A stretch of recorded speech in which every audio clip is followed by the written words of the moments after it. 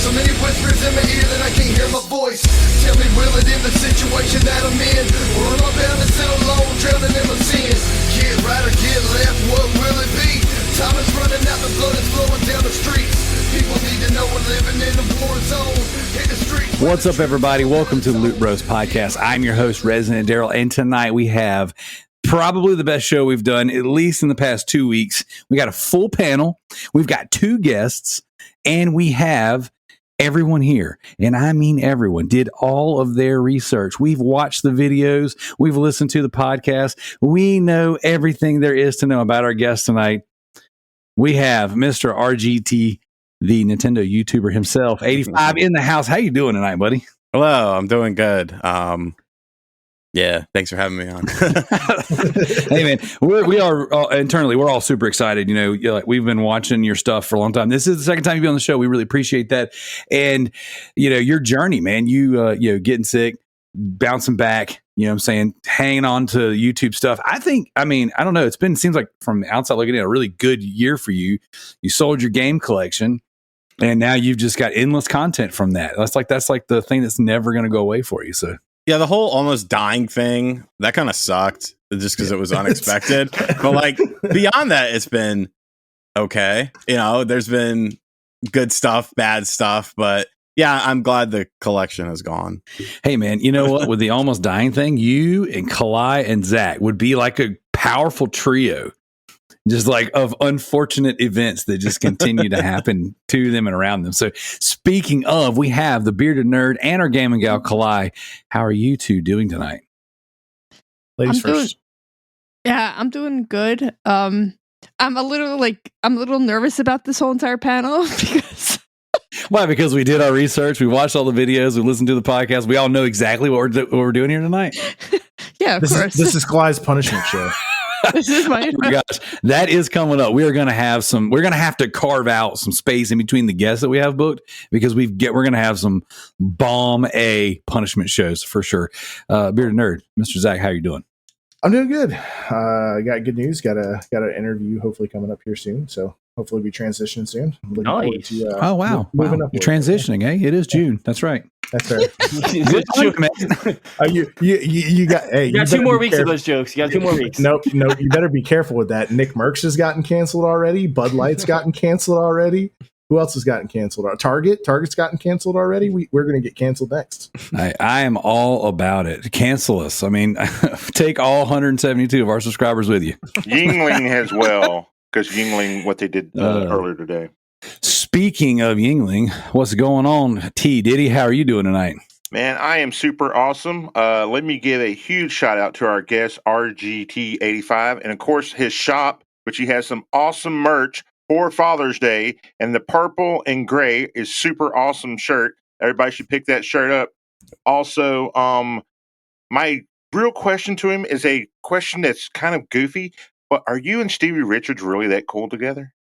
Oh yeah, we talk to each other all the time. And how often do you go to Madison Square Garden to watch wrestling live events?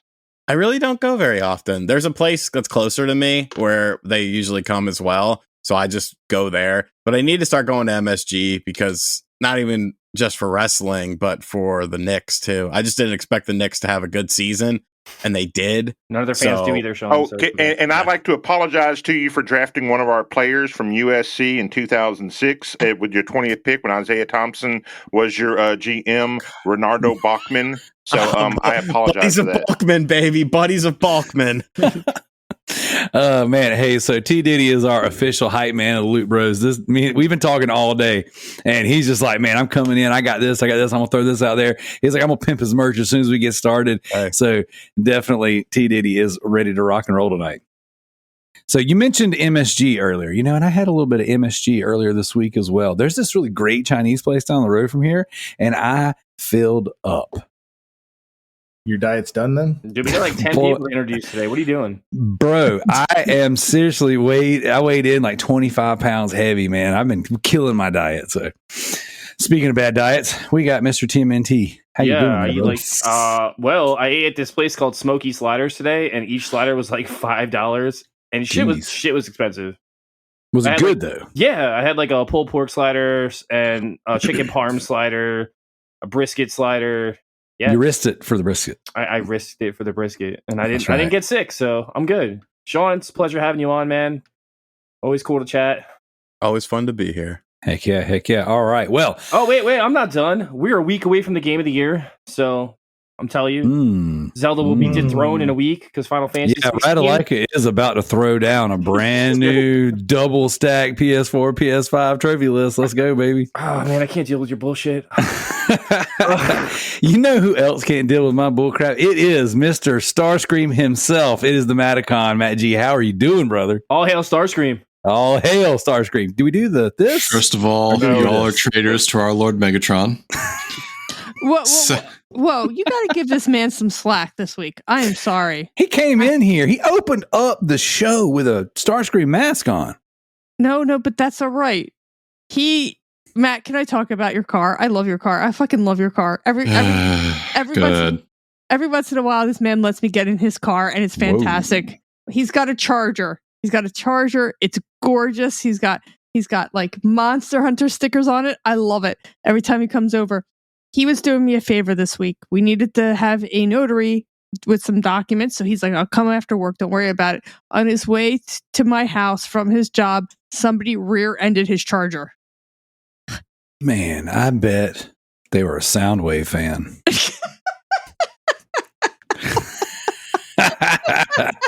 Autobots.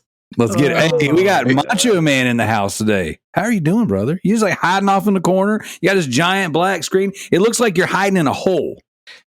It's good to have you. I'm in a hole. I'm good, man. Thanks for having me. I'm glad I was able to come back. I know that RGT was coming on, and I'm glad wanted to meet him and have a good show. And the last one we did was great. I had a great time talking about the games that came out, Punisher, Max Payne. But I just want to come back on, and it's a lot of fun. So I'm glad to be back. Thank you for having me. Well, my children said thank you so much because all that money you gave me to let you on the show tonight, because Sean was going to be here, I was able to go out there and buy them some new video games. So, hey, I appreciate you. I'm just kidding. Which, by the way, speaking of video games, I actually watched the Xbox showcase. That like a dragon. All right, moving on. I was about to talk about one of your favorite series, Joe, but never mind. Oh, dang, son. She's about to talk about that. My Name is Mayo. No, the Like a Dragon trailer. It looks good. I only call it Yakuza in this house. Yeah, well, Yakuza. I'm sorry, you just cut me off talking about Yakuza, so never mind. Yakuza. All right. Children, reining in. All right, so here's what we're here to do tonight. So rather than go through the whole 45 minutes of nonsense, I'm cutting it down to about 7, so that's pretty good for tonight. We're going to get into a very fun and engaging topic. I think it's very topical, and of course, it applies to me as a game hunter and collector. That's really all I care about is what I want to talk about. So the fact that everyone was on board and we got the perfect guest for the night. This is going to be a great conversation. So before we get too far into it, thank you guys so much for listening to Loot Bros Podcast. This is your general video game and absolute nonsense podcast that you tune into each and every week. Thank you guys for all the support on Patreon. Don't forget to check out the Residentdarrell YouTube channel. I dropped a new video this week. I've got some really good ones coming up, but I got to kind of clear that pipeline because I went out this week hunting and I didn't even bring my camera, and I was like, oh my gosh, it was freaking amazing. I should have had it. I got some killer stuff this week. So whereas Mr. RGT has downsized his collection, I am trying my hardest to just put junk everywhere. I need the clutter. I need the 50 copies of NBA 2K15. I bought a bag of literally like a giant bag of video games the other day from this random dude at the flea market. And I'm just pulling stuff out sight unseen. He threw an offer out to me, and I'm like, they see me walk around my camera and they're just like, he buys games. Just sell him all our crap. I'm just like, I fall for it every time. And I'm pulling out all this stuff. I'm like, oh, these are great. This is so much trash that I'll never ever make any use of. And I pulled out a Princess Cinderella on the DS. It's a banger right there, boys. It's worth $5. Just like Hannah Montana. Just like if it had trophies, I'd play it. So, all right. The purpose in us being here tonight is to talk about the current state of video game collecting and video game hunting. Now, what I want to do is I kind of want to go around and get everyone's general. Wait. I'm very sorry.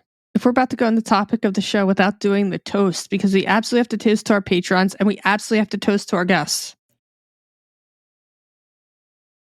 Yeah, you're 100% correct. That's going to happen. That's going to happen. Okay. Were you waiting? Like, what were you waiting for?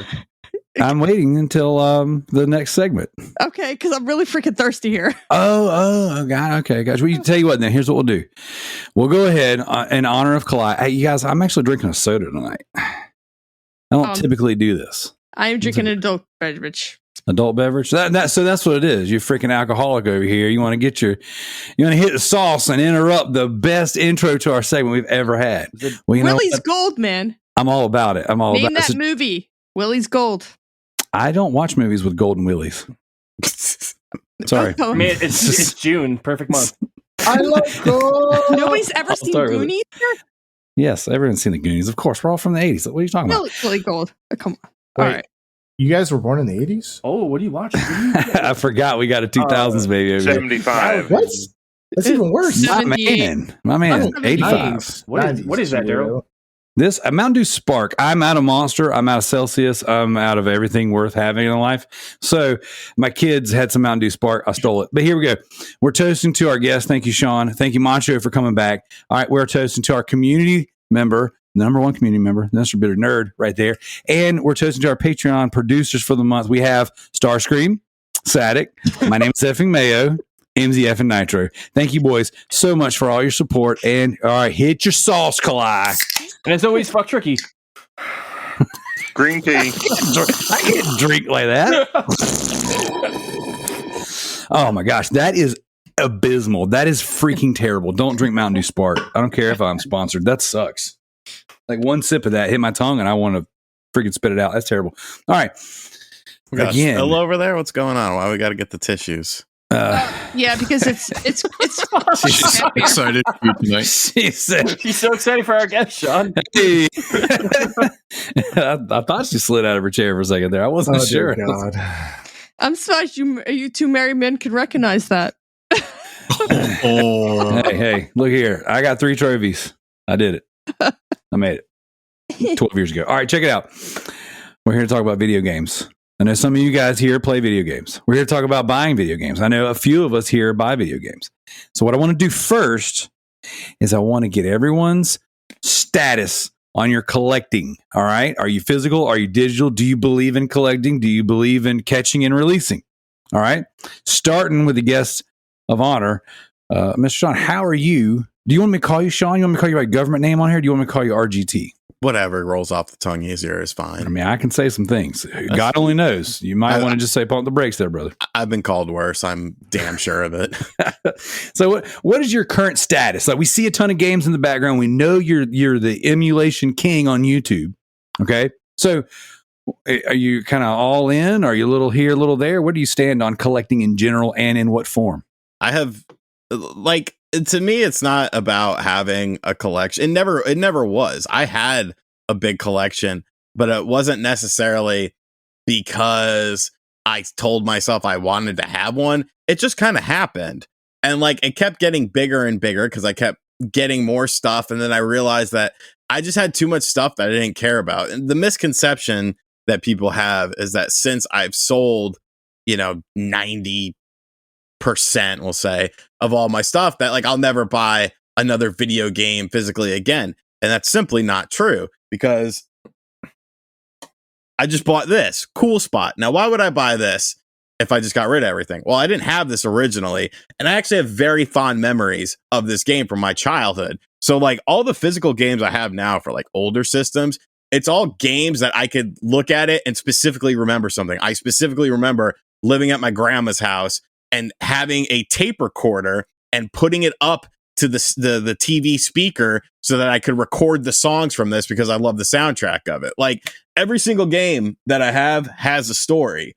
And if I see, or if I notice that like I'm missing something that I definitely have a story attached to it, like I'll buy it because I didn't have it originally. That was kind of my mantra when I was going through the games that I wanted to keep for the most part. I mean, some stuff I just kept I don't know why I kept it. I just kind of kept it because it wasn't worth much, or I enjoyed the game. But yeah, like I'm still like buying stuff. It's just I'm not buying just for the sake of buying, if that makes sense.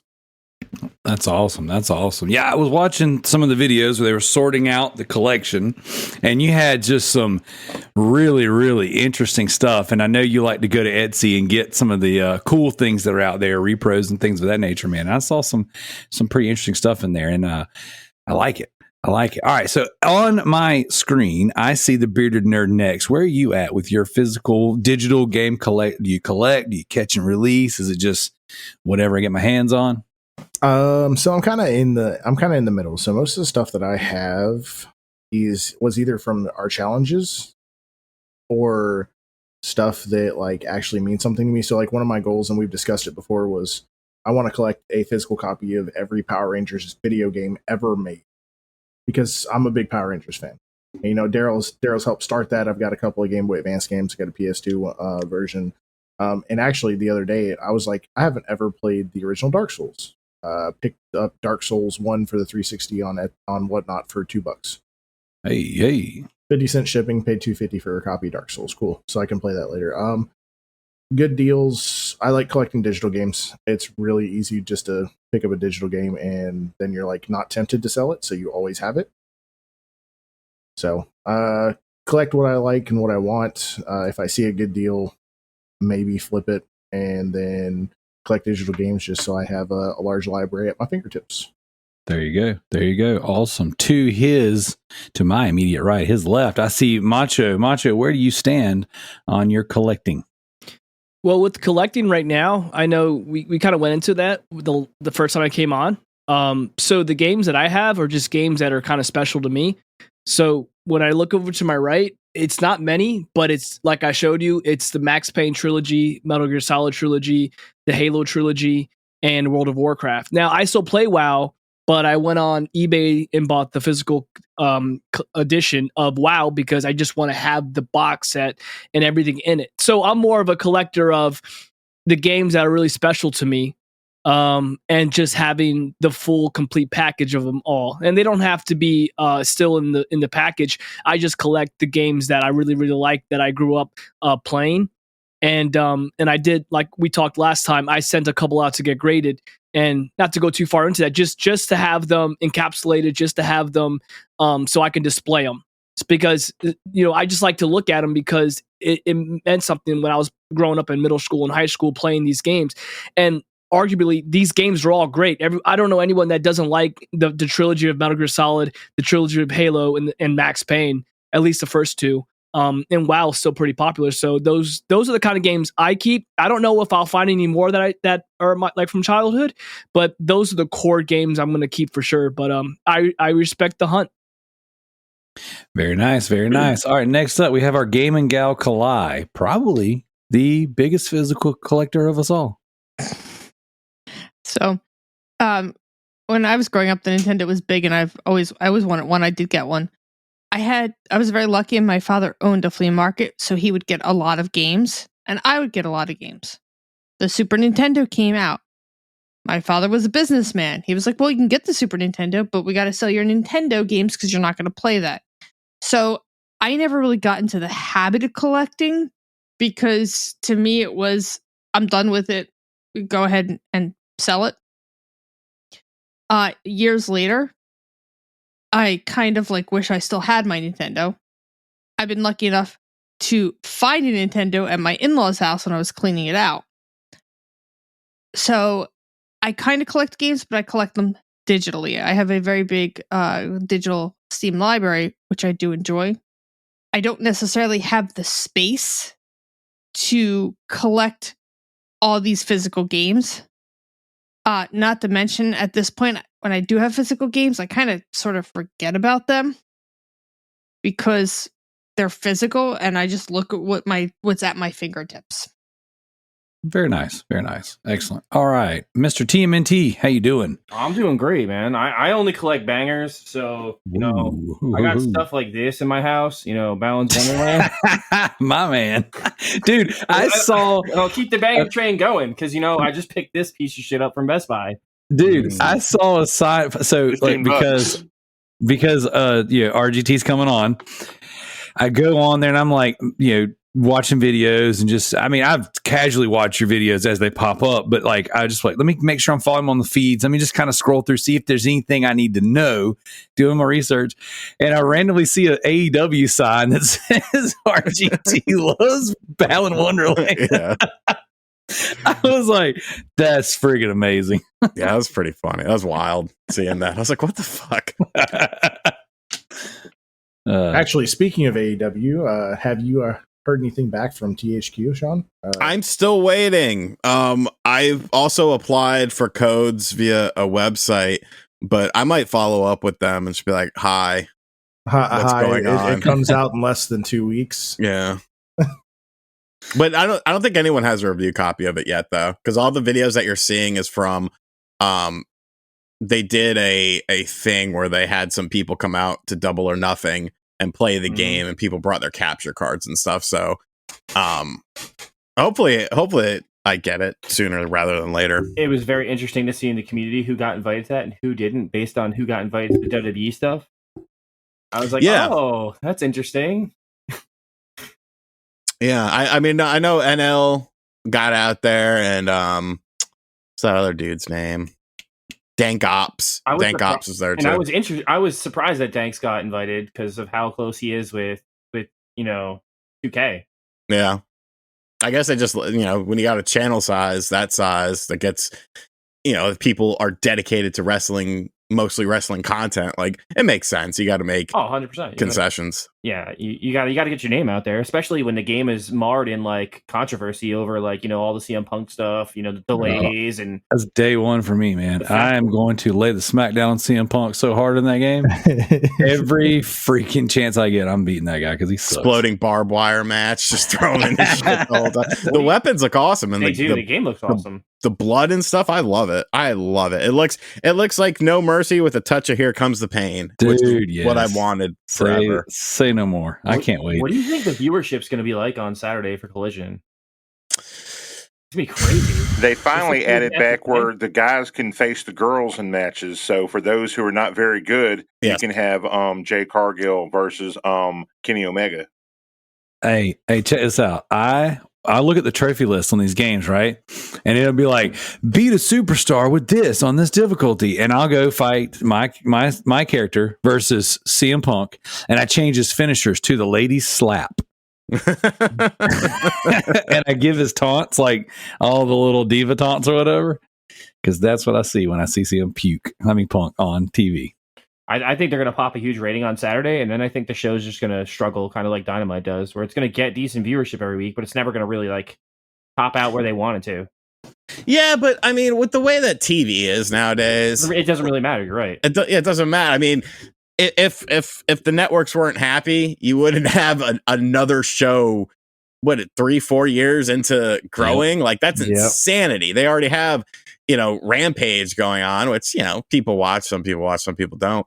But to have another flagship show, it's like, whoa, like, the rating, like you're never going to get like the 5.5s like you did during the Attitude Era and the height of the NWO Sting stuff. But I mean, I think they're just happy with whatever puts asses in the seats, and like pro wrestling and sports are like really the two main things that people still keep cable television for. That's all I keep cable television for. Oh, I didn't even. Darrell. That's the only reason I had it for as many years as I did, and then I finally cut that junk, and now I'm over here just like on friggin' YouTube watching highlights, just begging, please put AEW on HBO Max or something. They don't have an app like a streaming app. Wait. Actually, here I got the solution. Not here. No, I have the solution. If any of your parents, grandparents, anybody that's old and still has like Dish or DirecTV or anything like that, ask them for their login information and go and input it in the TBS app. You can watch it. They're not going to remember their login information. Yeah, they are. They wrote it down in their book. Hey, you are not wrong about the book, but I think my grandma might still have it, maybe. And I logged into all her devices with my HBO Max for her so she could see that Aquaman. So she could look at Jason Momoa. She calls that Aquaman is what she calls him. So funny, true story. My wife, listen at me. My grandma and I took her out, and I told my wife so much, I took my grandma to see the 2017 Justice League movie, right? The Justice League cut, not the Zack Snyder masterpiece. But we go in there because she wanted to see that Aquaman. So opening weekend, I take her out to lunch. We go see the Justice League movie. We get out. I'm like, "What'd you think, Grandma?" And she's like, "Oh, that Aquaman had me sliding out my seat." I was like, "My God, Grandma, you've never said anything so vile to me before in my life." Did you ever show your grandmother the video I sent you? No, I refuse. I can't. I barely recovered from that. I can't hear memories. I can't hear that sweet little lady say something like that. All right, Daryl, who's next? I don't know. Traditional wine garb. I think Kalai's punishment episode we should just talk wrestling for 3 hours. The entire time. Kalai just has to sit there. That's every episode. We just watch a pay-per-view and do a review on it. Speaking of reviews, we have Mr. T-Diddy in the house. Let's talk about your status with game collecting. My status is much like RGT 85, but I've been focusing on a lot of wrestling titles as of late, like old ones that I grew up with, like when I was a kid, playing Matt Mania, and then the sequel to Matt Mania. And I've always loved different wrestling games. And the RGT 85, you do have a couple of different rings in different video games, like AAW Action Arcade Wrestling for the PlayStation Network. There's actually a ring dedicated to you. I don't know who made that for you, but it's actually one of the most top downloaded rings. Also, in Retromania, you have a ring. I know you know about that because you're a member of Retromania. Did Retromania also want to make you a character, or was that something that they kind of just did the ring? We talked about. I didn't know about Action Arcade Wrestling. I actually really like that game too. I'll have to check it out. I haven't fired it up in a while. But when I talked to Retromania, no, they were just like, we might do something more, and I was like, cool if you do, cool if you don't. Like, I'm happy with whatever. But also, I really love your super find and your super underrated game of WCW versus NWO The World for the PlayStation 1. I was playing that game originally when it came out, when I was like around 17 or 18. I loved it, and then, of course, it came out for Nintendo 64 when it was way better, but it still was pretty good for the PlayStation. Yeah, it had a really cool roster. You had a bunch of, unlicensed talent under different names, like the Road Warriors and Sabu and, Bruiser Brody and stuff like that. It was a really cool game. I really enjoyed that game. And it sort of laid down the groundwork for what became the engine that was so famous during the N64 era. Those games were like life-changing for me in my neighborhood. Like, we had a group of guys that lived around me. We're all in middle school together. And WCW versus NWO versus the World, Nintendo 64, 4 controllers. You fight over who's going to get to use the Rumble Pack. We'd all sit at the house and we beat the brakes off each other for freaking hours at a time. Like, it was that and GoldenEye, just nonstop. And then when WrestleMania 2000 came out, oh man, it was just like, good. Was it Revenge then 2000? Yeah, it was Revenge then 2000. It was WCW versus NWO Revenge. Then it was 2000, and then it was No Mercy. No Mercy, yep. So when Revenge came out, you could put the NWO shirts on random characters. Everybody was black and red. I mean, every freaking body was Wolfpack. So good, man. What was the first wrestling game that let you go backstage? I have that. Which one was that? That was a big deal. That was sorry. Backstage Assault was Backstage Assault was just based on backstage wrestling, but you had No Mercy where you could go through the curtain and then you could go into the backstage areas with like the boiler room and then the bar area and then like outside into like a caravan style area. Okay, so No Mercy was the official one. You can go to the stage and then you can go backstage. Yeah. Simultaneously. Okay. And then it got better with Raw and Raw 2. Well, SmackDown 2 had backstage matches, didn't it? Know Your Role did, I think. I don't remember. Yeah, but didn't that come out after? That came out later. I'm talking about the very first game. No Mercy had everything. In my memory, No Mercy was like the first game to really just everything that wrestling was doing. You had the option to. Well, wouldn't the Best arcade ladder match version ever. of Royal Rumble from Sega? It also had a backstage. If you lasted too long in the ring, it automatically make you go backstage and fight. That's interesting. That game, I did not like that game. I love that game, man. Taz was so awesome in that game. That was the only game that represented Taz correctly and made Taz look like the badass that he is. So No Mercy came out 7 days before SmackDown 2.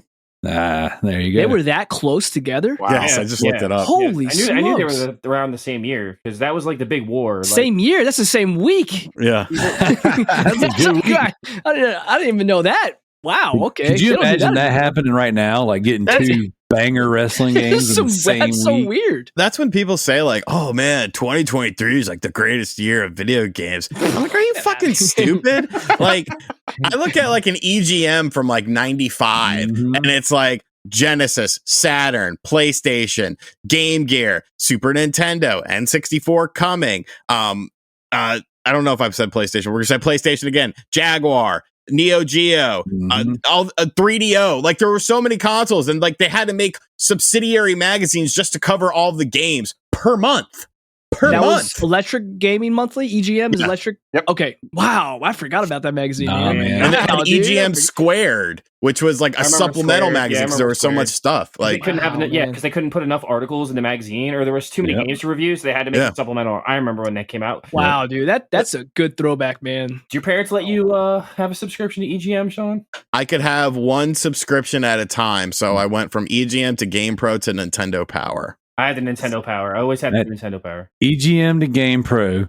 Then I would sprinkle in a tips and tricks from the local grocery store as like a $5 here and there. Could never have a subscription to it. I had to. Yeah, right. You went in there and wrote it on your wrist. We did that. So those are the ones we couldn't have them. And then we started getting the Xbox Live magazine, the OXM magazine. PSM, right? There was a PSM There was a magazine. PlayStation one. Okay, I would get the demos secondhand, but I never had a subscription to the I would magazine. steal the demos. Dude, it's the only one. I thought it was the only one to go dude. I go to the store and I just rip it open. I put the Same CD thing, in there. dude. Same thing. Yeah. The guy coming to buy it's like, where the hell is the CD? It's just as bad as me using my phone to like scan the codes for the Nintendo points back in the day. I used to steal. Remember how if you bought like certain EA games, if you bought a used copy, you didn't have an online code to activate. Yeah. I would just go into GameStop and I would just go. I would take the code out of the new thing and then go home. I Like, did fuck. that too.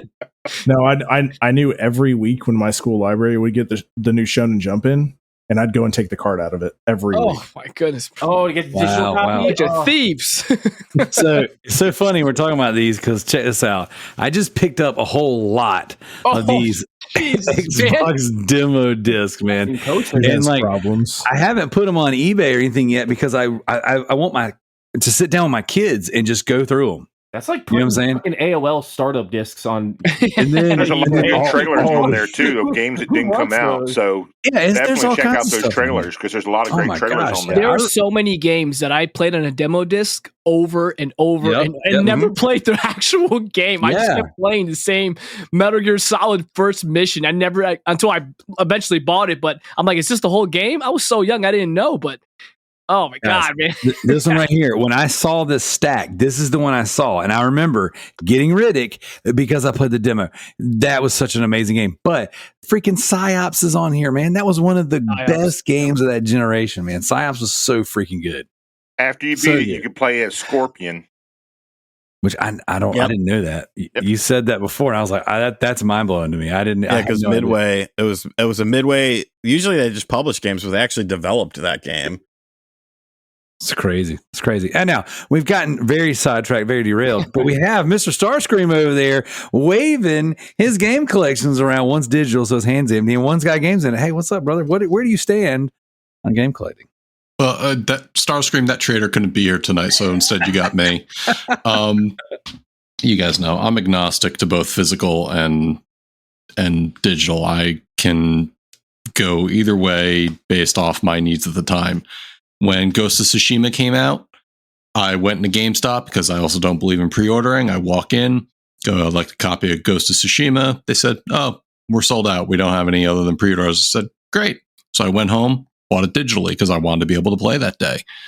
Like Kalai, I've got a huge Steam collection. So kind of like I think what some of the other guys said, especially Macho had said earlier, when it comes to physical, it's because it's a game I want to keep and I want to have. And you guys know my philosophy on game preservation and making sure games are always available, which is why I believe in emulation. And I'll emulate when I can.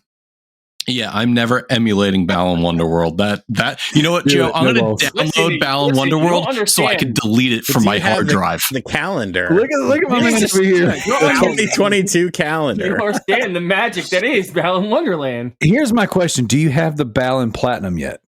I'm close. I'm close. Close. Didn't they just put that on premium or extra? I don't know, but it's this is fucking masterpiece, man. You gotta play this. It's not really that bad. Everyone says it's a really shitty game. I don't play games made by felons. Hey, he's gonna be part of the Yakuza now. Don't play any Sonics then. You gotta stop playing Sonic. My dude's about to be recruited to the head of the Yakuza. He's in jail with all them dudes. He's gonna come out with tatted. He's gonna be all kinds of tatted. Hey, check it out. Here's what we're gonna do right here. I'm announcing it. You heard it here first. Loot Bros Podcast. We are starting the Balan Wonderland Platinum Club. All right. I'm gonna go ahead and volunteer myself to get this platinum.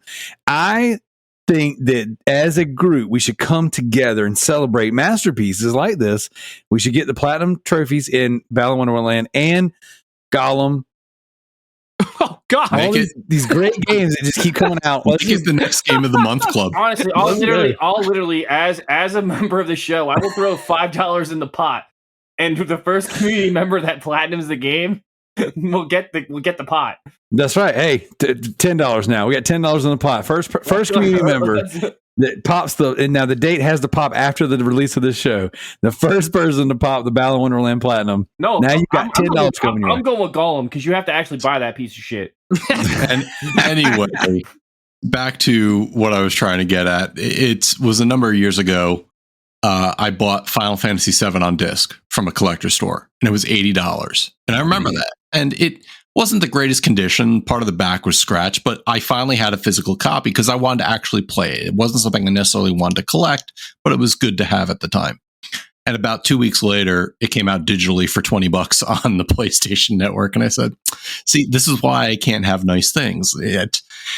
But to your guys' previous conversations, the value of a game is what somebody is willing to pay for it at that point in time. So I've gone on to collect things like I got the physical copy of 7, 8, 9, 10, 12, 13, 15. So it's kind of one of those things where, okay, now I can go collect game series like Darrell, you've got your Resident Evils.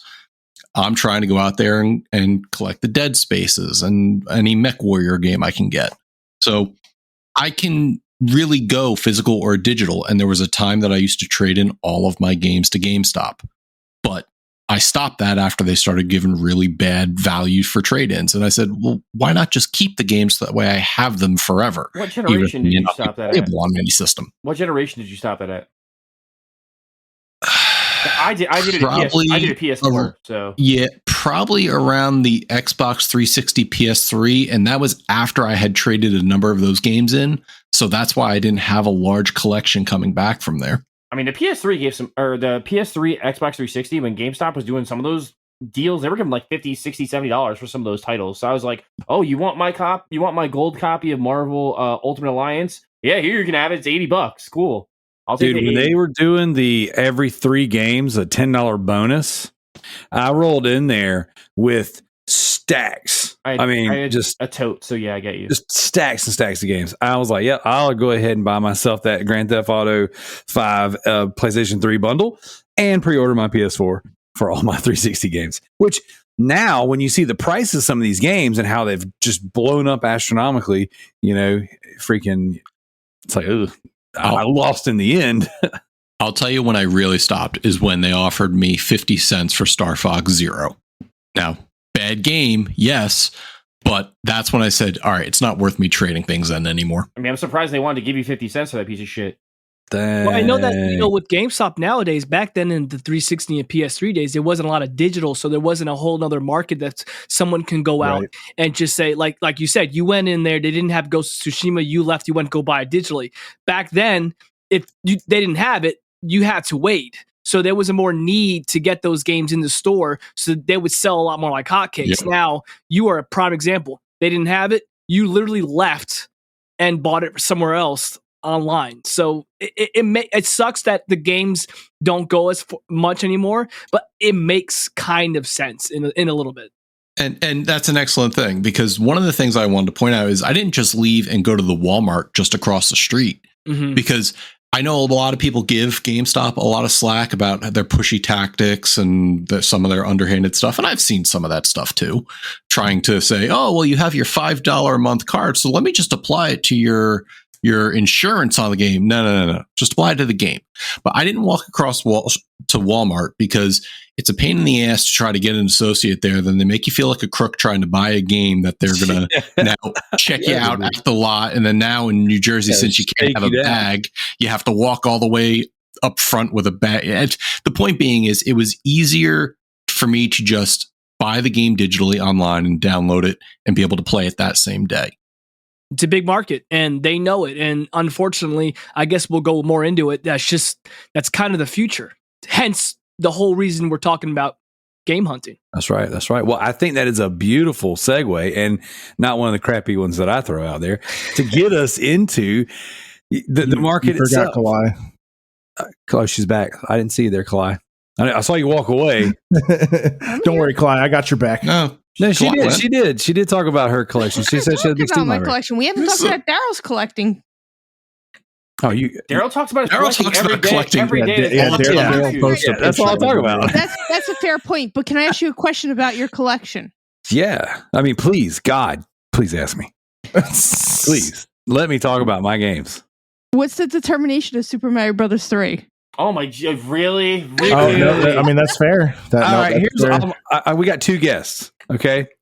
I picked up a very clean, very well taken care of box copy of Super Mario Brothers 3. Okay. It doesn't have the manual, but it's the box with all the flaps. Like, it's not missing any flaps, so it's not torn. And it's got the sleeve, and it's in really good shape. Now, my children said, Dad, you've never graded a game. Keep in mind, I got no love for Mario. Me and Mario, we ain't bros. All right. I like Sonic more than I like Mario, if that tells you anything. And so I got no love for Mario, but my son said, Dad, we've never graded a game. And this is a game, that's like nearly 30 years old. He's like, you should grade this. And now Kalai reached out when she saw me post my pictures of the haul, and she's like, hey, I want this copy of Mario. And I said, well, of course I'd sell it to one of my people before I would sell it to a random on the internet. What do you do? Do you grade it and have this showpiece, this piece of history, or do you sell it to your friend? I would say if I would keep it, honestly. I mean, if I'm not trying to be mean or don't sell. I'm just saying if you decided to go with the grading, it's opened and it doesn't have the manual. So if you're going to grade it, I would say just get the gen instead of the number, because the number doesn't really mean anything. Just it says gen on it, like what I do, and just encapsulate it. And then like your kids say, you can have it, on display. You can have it protected. It looks really nice. It has a little information. It has a title. It looks like a presentable piece of art. To me, that's awesome. If you're going to sell it, I mean, I would sell it raw and don't grade it at all. I wouldn't grade it then sell it. I would just sell it and let whoever do with it. But in my opinion, I would keep it. Okay. What about you, Sean? What would you do in this situation?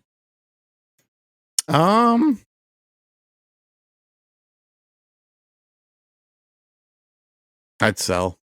Oh, I like money. Well, so you see, there's an offer on the table too. Yeah. I told him that if he did decide to sell it to Kalai, that I would, as like a tradesies, instead I would send him a sealed copy. I have a sealed copy of the N64 version of Backstage Assault on my shelf. Hey, Whoa, let's go, man. that's a deal. All right. Well, there you go. There you have it. Right here. It's been decided. Kalai, you got a box copy of Mario Brothers 3 coming your way. You can thank your family on the show for looking out for you. Listen, Nicely with my Final Fantasy 1 game. Yeah. She's got that box copy of Final Fantasy. That thing's pretty. Honestly, Daryl, if your first graded game isn't a Resident Evil game, I don't know who the fuck you are anymore. Like, Yeah, Daryl, you got to get a Resident Evil game. No. You got to do it, man. I'm gonna do it. I was talking. So you guys always hear me talk about Overstock Collectibles, my favorite game store. I was talking to my buddy Steven that runs the place, and I mentioned to him, I was like, dude, there's this crazy thing. All the crap I talk about, all the BS that comes out of my mouth, never once did I consider grading Resident Evil games.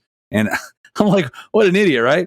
I said, I think I'm going to send the first 3 off, maybe the first 4. I don't know. Maybe every one of every freaking generation, every system. I haven't decided yet. And he's like, hey, when you do, let me know. We'll bundle up some stuff that I want to send off. We'll send it off together and save on shipping. So I was like, look at here. Things are working out. Make sure, don't be stupid like me, and make sure the disc is inside the box. Yeah. No.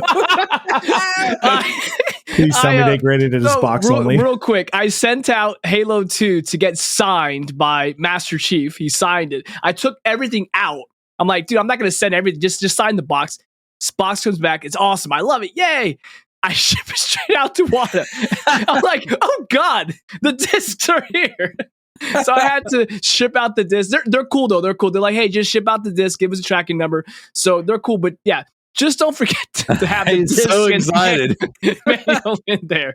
But yeah, man, a full complete. And also, honestly, when you're gonna send it out, make sure it's like the best copy you have, like really presentable. Because even if you're not gonna get the number, the gen, have like everything in there. The CD, clean the CD, have the manuals in there, everything, anything that it came with originally, if you have it, of course. And the best condition you can send it out, and really wrap it up good, so that when it comes back, it looks pristine. Honestly, if it's not Resident Evil Dead Aim or Resident Evil Raccoon City, those are two. I'm the biggest Resident Evil Dead Aim apologist you ever met, dude. That junk was fire. And the song at the end, we were talking earlier about my rap rock sensibilities, okay? The song at the end of Resident Evil Dead Aim is a song called Shot by this like Brazilian rap rock band. And it is freaking amazing. The song's called Gunshot, actually, I think is what it's called. Bruh. It's so good. It is straight up 2000s new metal at its finest. Have you ever seen the YouTube channel by the Sphere Hunter, Susie Sphere Hunter? She does all sorts of reviews on horror games, but specializes in Resident Evil and does a deep dive analysis in a lot of the Resident Evil series. You should take a look, and especially what her thoughts on Sphere Hunter, SPHER.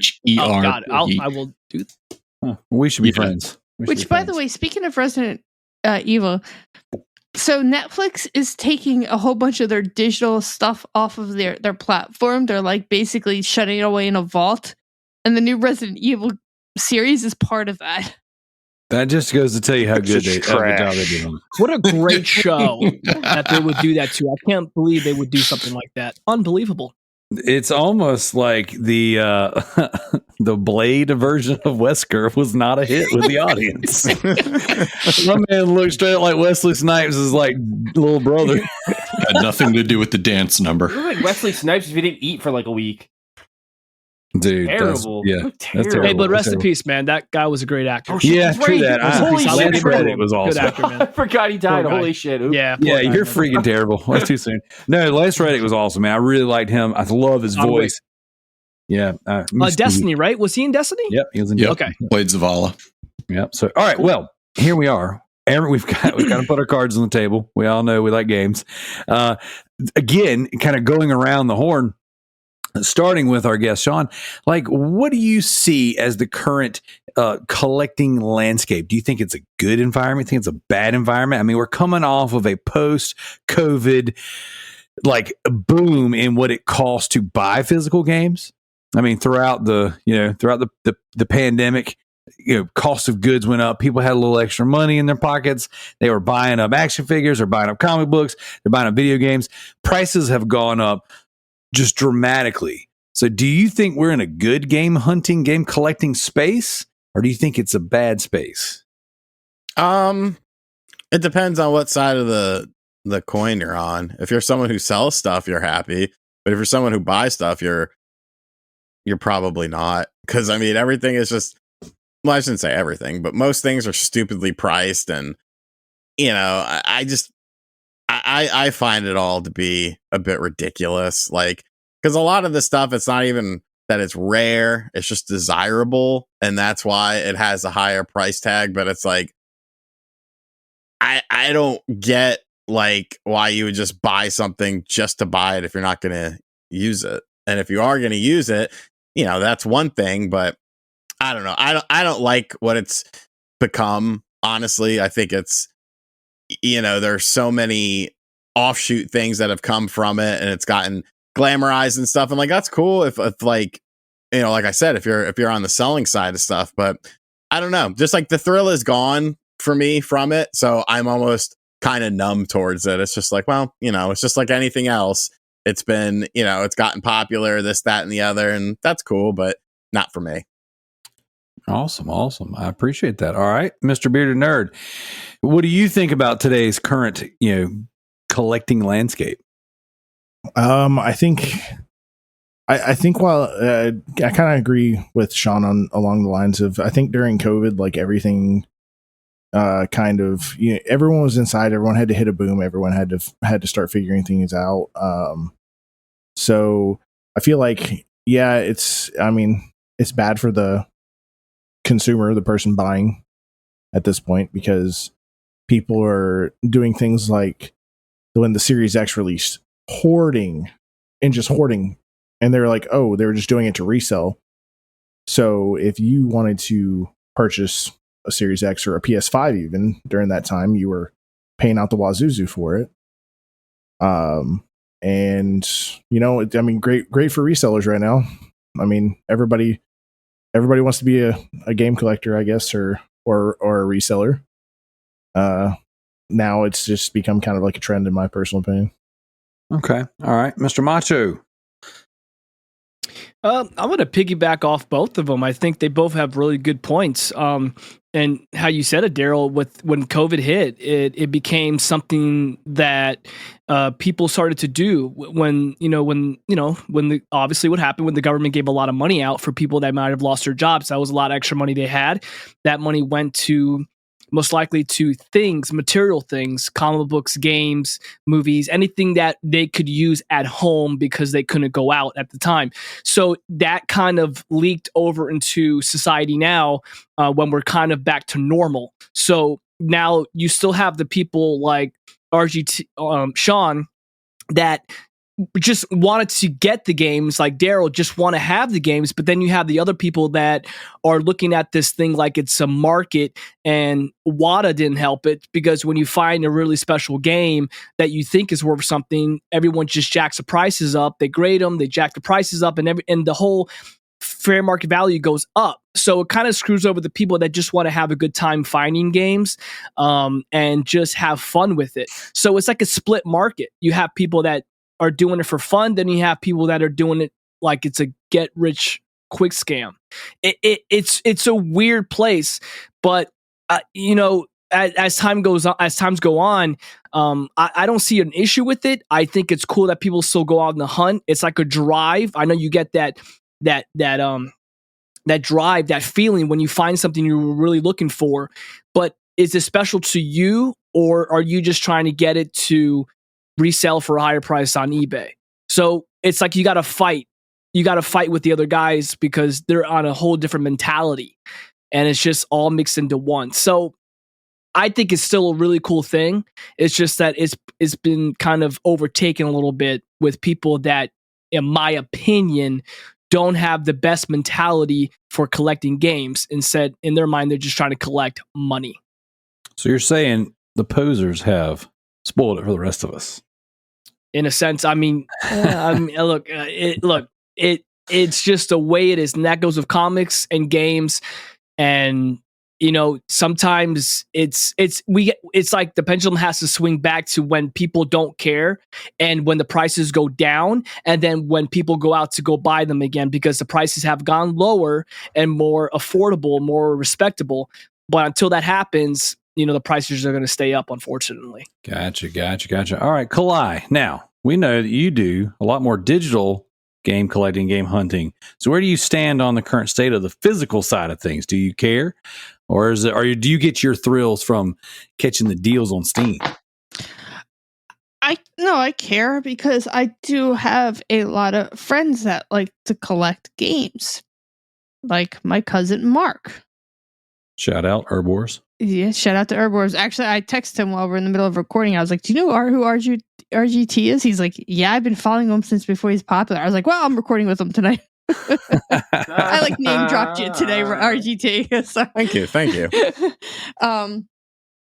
and so I do care, and I think the popularity of game collecting has been influenced by things like Pawn Stars, who that guy brought in the Super Mario Brothers and was like, "Oh, $1 million."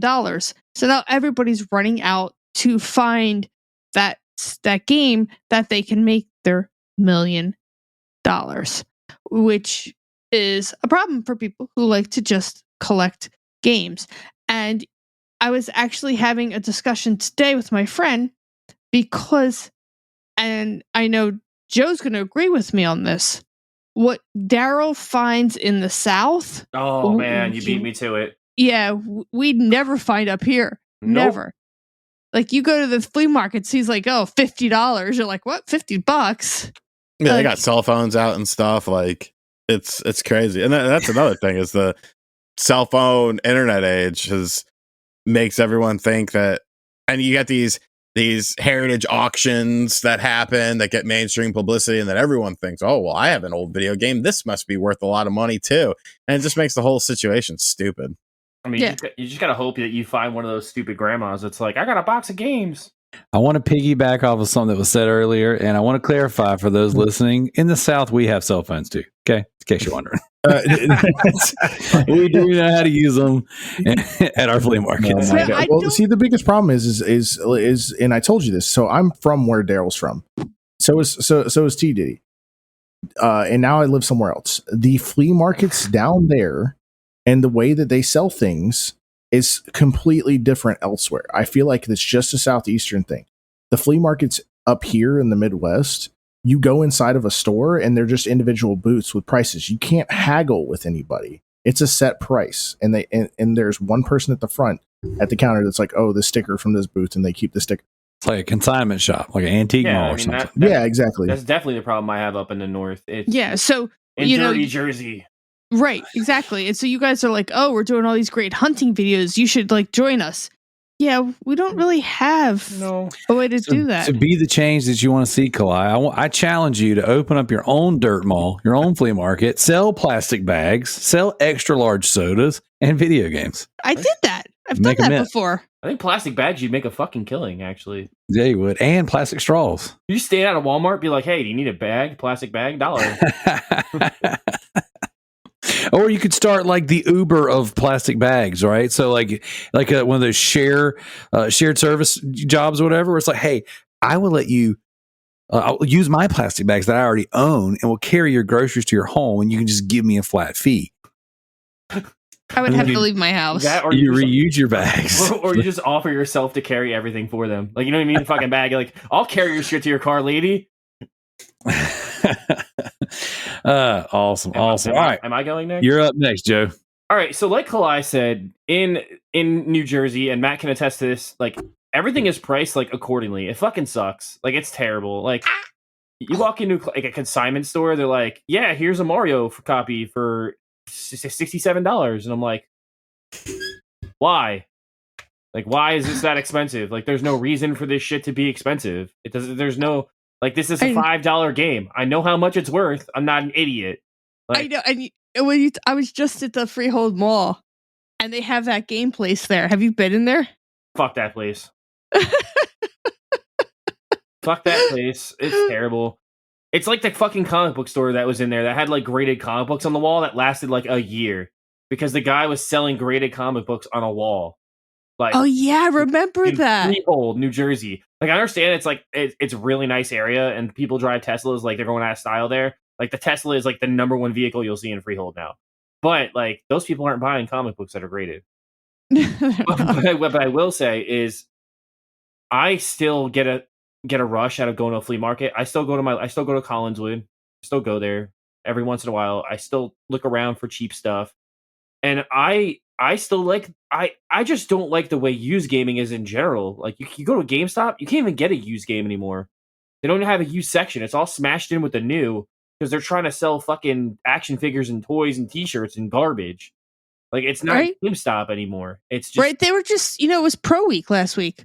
yeah. But So what could it's- you buy? Because all the buy 4 for $40 games, there's nothing fucking there because they don't. Well, that's what I use games. But I said to the guy, I was actually at GameStop because I have that $5 thing. I was like, oh, do you have like a list of like, do you have like a pamphlet so I could see what the deals are for Pro Week? He's like, oh no, we don't do that anymore. I'm like, well, I went on your website and it was terrible. You can't even go on the GameStop website. He's like, oh, well, I could print it out. What would you like? Well, I like everything. Like, I want to see everything. You're like, I just want to buy games, dude, and you're. I don't want to buy a fucking Pokemon plushie. You see that? So it's actually so funny. So I went in my GameStop during this last Pro Week, and they had like separate lists put out everywhere for like the list of games that were brand new games that were like the buy one get one free games or whatever they were. Oh, that was a cool deal where it was like a whole bunch of brand new games where it was like they had some pretty decent stuff on there. I mean, they didn't have this fucking gem of a game right here. They didn't have this there. But you know what? They did have this piece of garbage on that deal. So Macho, I actually got something off my shelf earlier. Since you've said something about Halo quite a few times, so I figured I'd share in your love a little bit. And this is a little gem that Darrell got me. Was it the OG Collector's Edition? What is that? Yeah. Oh, there's that. You said that it's a collector's edition. Yeah, it's the one that's got the essentials disc in it, the handbook, and then the art book in it, and it's the steel case. Dude, that's amazing. Do you have everything inside? Everything in there with the slipcover. Yep. Well, then you know where to send it. No, baby. Macho's house. Hey, this man's getting a cut. Everything that goes to water, he's getting a cut. Dude, that. Oh my god, that I think I would just to protect that thing and put it on display. That is amazing. That honestly, I'm not even. Dude, that is nice. That is really nice. Macho, do you need one? Send it over.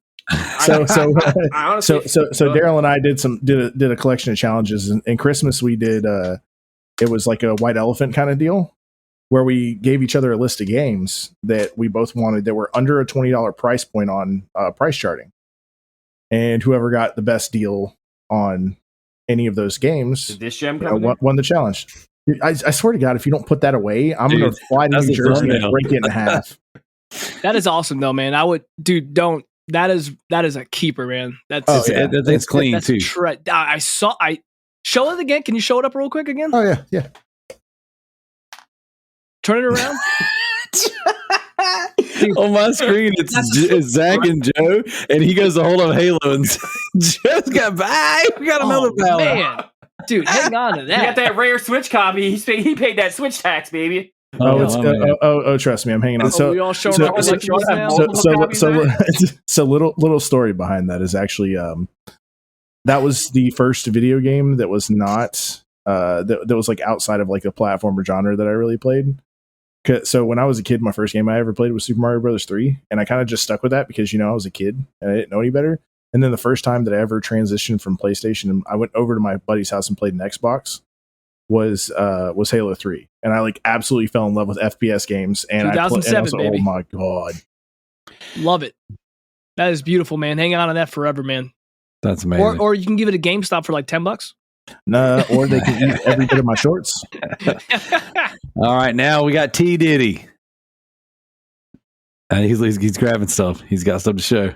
I love physical copies of stuff, and a few things I've grabbed over the years from being an EB employee or a electronic boutique back when we used to exist before the evil empire bought us out.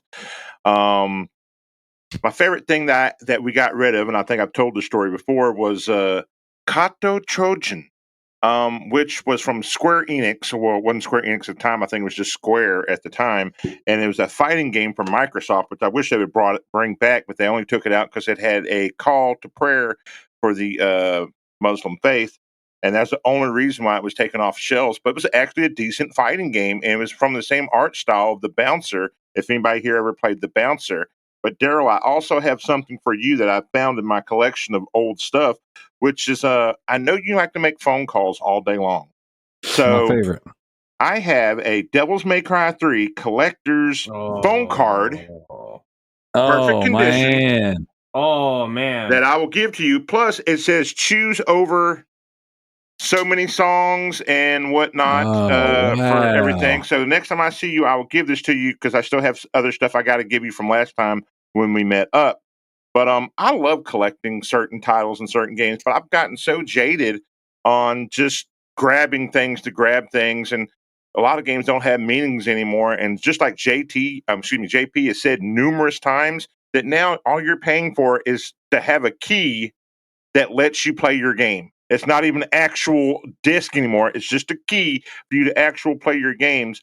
And I know our guests here tonight are super amazing people, but do you think that the state of gaming has changed so much where everybody's just getting the alpha version that becomes a beta, and then basically 3 years later it becomes a real game?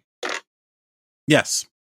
We see it time and time again. I mean, there's exceptions to the rule, but I mean, the industry has gotten too big. I think there's going to be another crash. Not like the 83 crash to that magnitude, but I definitely think we're reaching a point of like maximum capacity, because now we're being told that big games are going to take like 6 years to come out and stuff like that. And like, that's not really sustainable for most people, with the rising. Yeah. Like was it 6 years? The rising cost. No, Starfield was 20 years in the making. If you listen to Xbox, and it's going to be broke online. No, I got you one better. Star Citizen. No, that's never coming out. That game's never coming out, man. I don't know. And it's made Duke Nukem billions. Duke Nukem came out. Yeah. Hey, hail to the king, baby. Prepare for everything, It's just you're getting way too big. Budgets are getting too big. Now you have to sell. It used to be you sold 500,000 copies, you were happy. Now you have to sell 5 million copies to be happy. And what happens if you don't sell the amount of copies in the allotted time? Oh, your studio gets shut down. Like, it's ridiculous. Like you are definitely going to see a shift. And plus, with the industry is going to completely change when physical media goes away as well. Like, you're going to be at the mercy of these companies, and it's not going to be. I know people always equate, oh, well, look at Steam. Steam has all these discounts, this, that, and the other. That's different. I'm talking about a Sony and a Nintendo and Microsoft. They're going to have their own dedicated online platform, because you're not going to have any sort of physical media. Look at Nintendo right now. Tears of the Kingdom just came out 7 years ago, nearly. Breath of the Wild came out 6, I guess. What's the price of Breath of the Wild right now on the digital storefront? $59.99, because they don't discount their games. So you're not going to discount the game, sort of. The voucher, they put it in the voucher system, which means which made it a better deal. Yeah, but sorry to jump on to discount. That's not official. Jump onto your back, Sean. Yeah. But Breath of the Wild was discounted once in a while, but only about, I think it was to $40. It goes down to $41.99. $41.99 is the absolute rock bottom. Yep, Nintendo's running a sale right now. I'm talking about niche games. Damon X Machina didn't break 1 million. Awesome game. $41.99. The sequel's going multi-plat. They could sell for 20. They would move so many units. Like Marvel Ultimate Alliance 3, published by Nintendo, barely broke 1 million copies. Nobody in their right mind is thinking about that game. You got Spider-Man 2 coming up for PlayStation fans. People are going to be looking for a Spider-Man-ish experience, and Spider-Man is in that game. So what do? $41.99. Why is it not $20? I don't understand the mentality, because if somebody says, I can have this soda for $10, or I can have 2 of these sodas for $3, I'm going to buy the 2 of these sodas for $3. Like, it makes no sense. Like, I would rather sell more at a less price than less at a higher price, because everyone wins. You still make money. Your numbers get inflated. Like, that's how Days Gone. A lot of Sony games are like that too. And that's why, I'm sorry, I'm going on a tangent. That's why Sony right now is hardly reporting sales figures of a lot of their games. They'll tell you how many concurrent players there are, but they used to tell you all the time about how many players actually bought the game. But they would heavily discount their games. Games like The Last of Us, games like Days Gone. Days Gone ended up selling over 5 million copies, but most of them were at a heavily discounted price. $20. Now Sony's trying to do this thing where it's like, we're valuing our IPs the same way Nintendo seems to value their IPs. AKA, we're not going to discount the price of these games quickly, if at all, and it's not going to be anything substantial like it used to be. And because of that, now you're starting to see, Sony's not reporting their numbers. Everyone wants to be Nintendo with these ridiculous sales, but even those aren't even sustainable. Don't get me started on the next generation. But then they do that bullshit, Sean, where they're like, "Oh, we're gonna do our Sony double discount sale, and we're only gonna put the special edition on sale with the extra shit in it, not the regular fucking game, which they get deep discount." Like this shit just boggles my mind. It's like, and this we're doing this in the era where physical media still exists. Imagine in 5 to 10 years when it's pretty much a foregone conclusion that none of this stuff will have physical media anymore. Imagine the pricing. Imagine the pricing structure. There's no reason. Alternative. Imagine the editing. That's what I'm afraid of. Editing out certain things of a game that came out 10 years ago, because look, I'm not going to get, I'm just going to say it, that some people may be offended by, and now they're editing out games, and you can't get the original game because you don't have the disc. Now you got to get the digital game that's been edited. Hey, they do that with books now. Amazon. Yes, they do that with books. So now if you don't have the physical book, you got to get the abridged, and it takes out certain things. But it's like, this isn't the book. This isn't the original copy. This isn't the original game. So when he said I went and I got Final Fantasy VII on disc, awesome. You got the original copy of the game that's unedited. That is what the developers wanted the game to be, not edited, and also remember when Alan Wake on Steam, they couldn't put it, or they had to take it off Steam because they didn't have the rights to some music? Do you see what I mean? Like music shit is bullshit now. But that's the point. It's like things are being taken out because they're losing rights, but the disc is forever. And even today, the disc doesn't even have the whole freaking game on it. So it's like it's like half the game. I've had this argument with people who want to go full physical all the time. You got to be careful. I'm just saying. This piece of shit will always be a piece of shit. Why? Because when the network goes down, it's going to be a fucking brick in my hand because you can't play the updated version. It's just going to be nonsense, be crap. Master Chief Collection, the game on the disc and the game that installs whenever you put it in, those are two different games. One's missing half the content, and the other's been completely rewritten. Did you find that out on your vacation when you wanted? Yeah. That was just while we're on this heated section of the discussion. I mean, just two games that I've mentioned this week alone. Friday 13th. That makes me angry. If you are, I mean, they've had licensing issues because that nightmare of Friday 13th and everybody who just hot potato owns everything.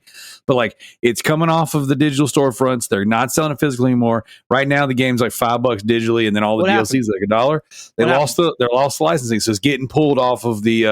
It was like someone that was like wrote, I think, the first film. Sam Cummings can suck my ass. That's who can suck my ass. He can suck my ass and Paramount. Both of them together, because they're like legal battles still. Yeah, it was like a lawsuit. So, because they had planned tons of additional content for Friday the 13th, but because of the lawsuit, all of the content, they never released any of the content, and that was fine. Like, the game was still fun as shit, and then they were like, "Oh, now we're shutting it down." So it's like, and there's a core people that play that game still. Like, sometimes I just lay in bed and watch people just watch them on Twitch. They're having a ball with their friends. And now because of this bull crap, I'm telling you, Sean hit it, bro. In 10 years, man, I don't know what's going to happen, dude. It's going to be scary. 2030, you will own nothing and you will like it. Well, the eShop was like the first really big sign of like, oh shit, this is what happens when you shut something like this down. Like, look at all those games that are gone. Like, you'll never be able to, Pocket shovelware. We're never going to get a play. Pocket Jockey's gone to existence. It wasn't the 3DS. The Vita shut down before the 3DS. The Vita store is still going. Please don't say that. No, so Sony came out and was going to shut stuff down, and then they saw the backlash, and they said, they backpedaled on it.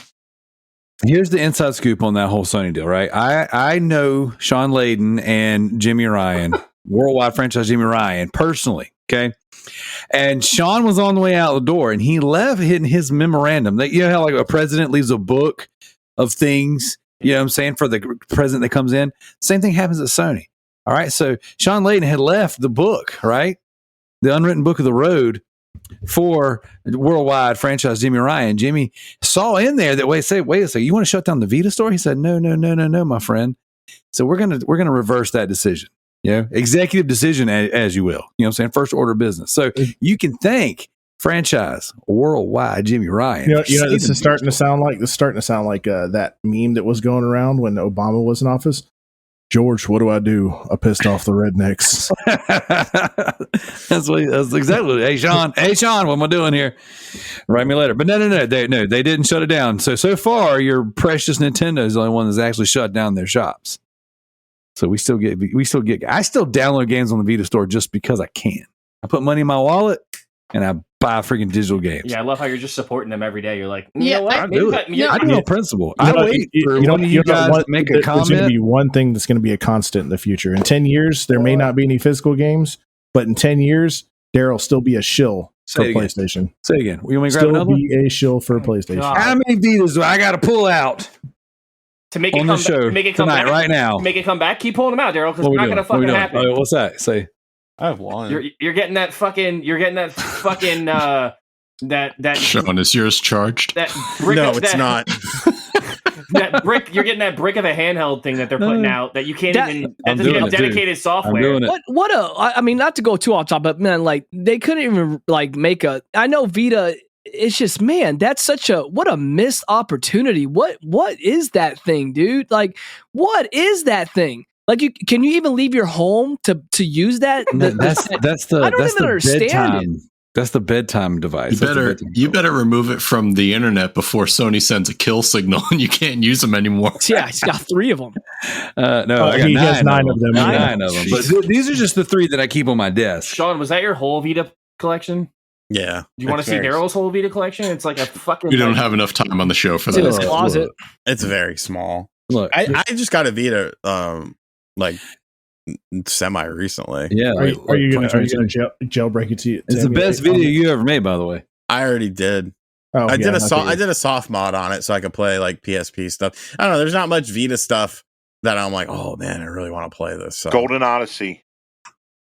Y'all see this right here? One of my many Batman copies right there. Blackgate, baby. That game's trash, by the way. It's got Batman in it. It's on the Vita, so that's the only thing keeping it alive. There you go. I've got my complete copy down in the basement. But are there still updates on the Vita? Are there any sort of updates they're still doing online? Yep. Like firmware updates and stuff like that? About 5 months ago. Yeah, they did one not too long ago. So, you know what? This thing has spiraled so far out of control that I don't even know where we're at anymore. But I do know it's Matt's turn to tell us what he thinks about the current state of gameplay. So, Darrell, like 2 weeks back, I sent out, hey, I actually went video game hunting at a flea market, and I found not too horrible deal. Right. I found Chrome Hounds, disc only for like $2, and that was one of my Grail games, a game I wanted.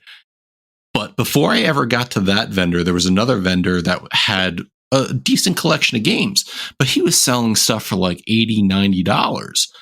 And I just overheard him talking to one of the other guys walking around the flea mart, and he's like, wow, $100, it better play by games for me. And the shop guy literally said, oh, well, games are a hot commodity now, and people want to make sure that they make money off of it. You yourself, Darrell, sell all sorts of games. Now, you're not out there cutthroating people. You're not out being like, oh, here's a copy of Barbie Horse Racer for $99.99. You're out there to make a modest profit off of all the deals that you're making. Back to the other conversation about digital only, and the fear is that, things are going to not become available. We all make the joke that as you go out there to buy a digital game, suddenly the seller goes, oh, we ran out of keys. Hold on while we generate more. Yep. I literally ran into this 2 days ago. Everybody, I love Transformers Fall of Cybertron. Great fucking game. Man, the game's amazing. Awesome game. I have it for PS3. I'm just not loading up my PS3 right now. So I wondered, hey, is it on Steam? It was on PC a number of years ago, and it got delisted, which means if you owned the game, you could still download it, but they are not selling it anymore. So I started going and searching how to play Fall of Cybertron on PC. Amazon still sells Steam keys to this game. And I bought it on Amazon, activated it on Steam. I now own Fall of Cybertron on PC, and I was able to play it on my Steam Deck. Quick question. Sorry to interrupt. How much were they selling them for? Just out of curiosity, was it comparable? $50 for the key on a PS3 era game.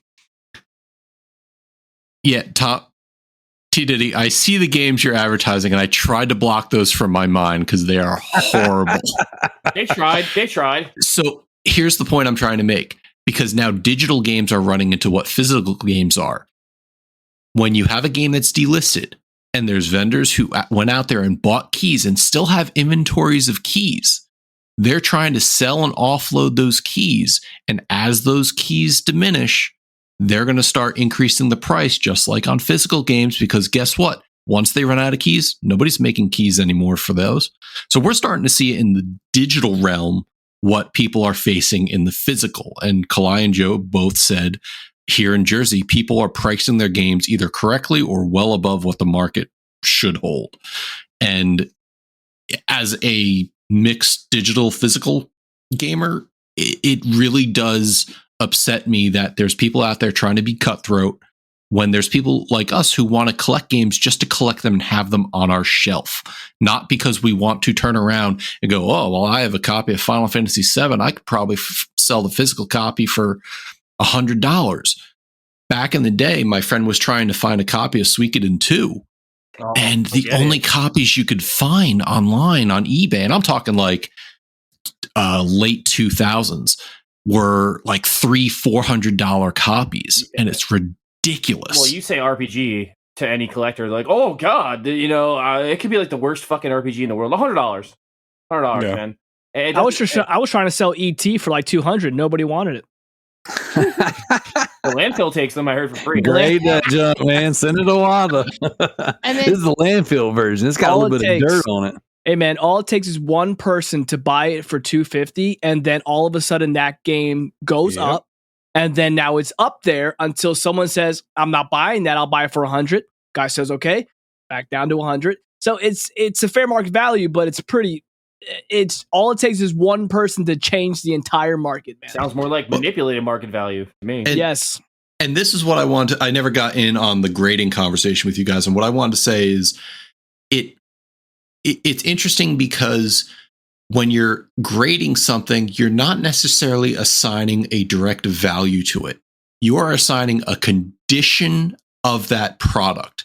And the condition is what helps drive up the value, which is strange to me because on software, which is just ones and zeros, after a certain point, years down the line, when the last NES shuts off and that encased version of Super Mario Brothers is still there, that game intrinsically has very little value because you can't use it for its intended purpose, but it still means something to the collector, which again, you get an intrinsic value based off of what that person wants to pay for it. It's software grading. It just always interested me in a weird way. You sell to collectors, you don't sell to gamers. That's just kind of how it is. A gamer would just buy a game to play it. A collector's buying it to collect it. So the people that are spending $500, $600 on Final Fantasy II, I'm just throwing that out as an example, they're collecting. They're not really playing it. If they're going to spend that much money on it, they're going to put it away, put it to store it. I don't think they'll open it. They're not going to crack open the graded case. You know what I mean? Gamers, that's the like I said, it's us. It's people that just want to just buy it to replay it or buy it because it meant something to them when they were younger. It's a battle right now, and I don't know which way it's going to go. So.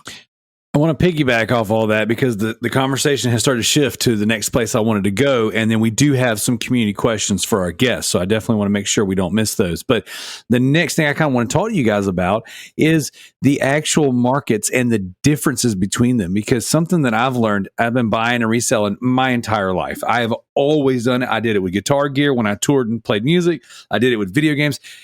Guys, I would go and I'm saying, we're playing up and down the coast. We have 3 or 4 stops. I'll be like, hey, I got this guitar over here that I'm like kind of tired of playing. I will, back then we use Craigslist. I'd put it on Craigslist. I'd be like, hey, I'll buy, sell, trade for video games or other gear.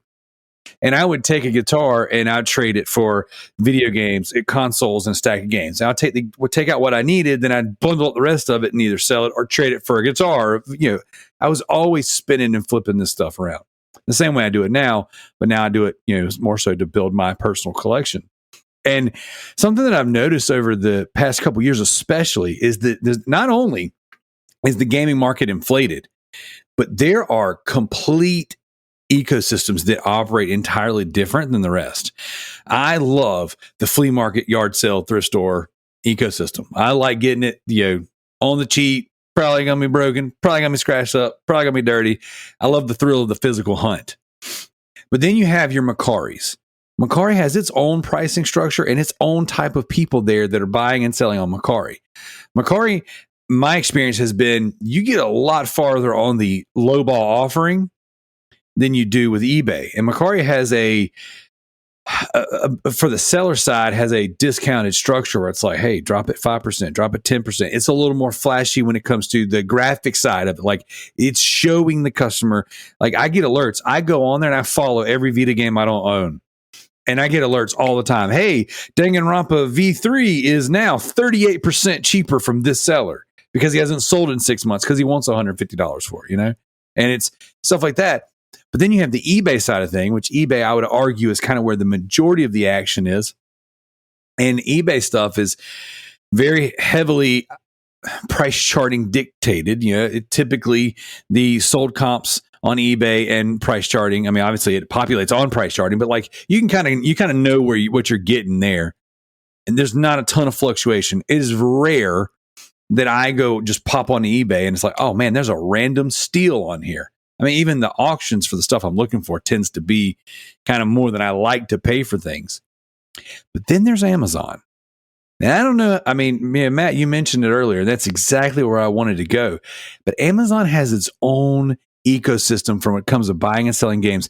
And then, Sean, this ties into you and the deal that you just made with Phoenix Resale, because he does a lot of Amazon sales. And Amazon sellers, now they got to jump through hoops to become an Amazon seller. I've got several friends that do it.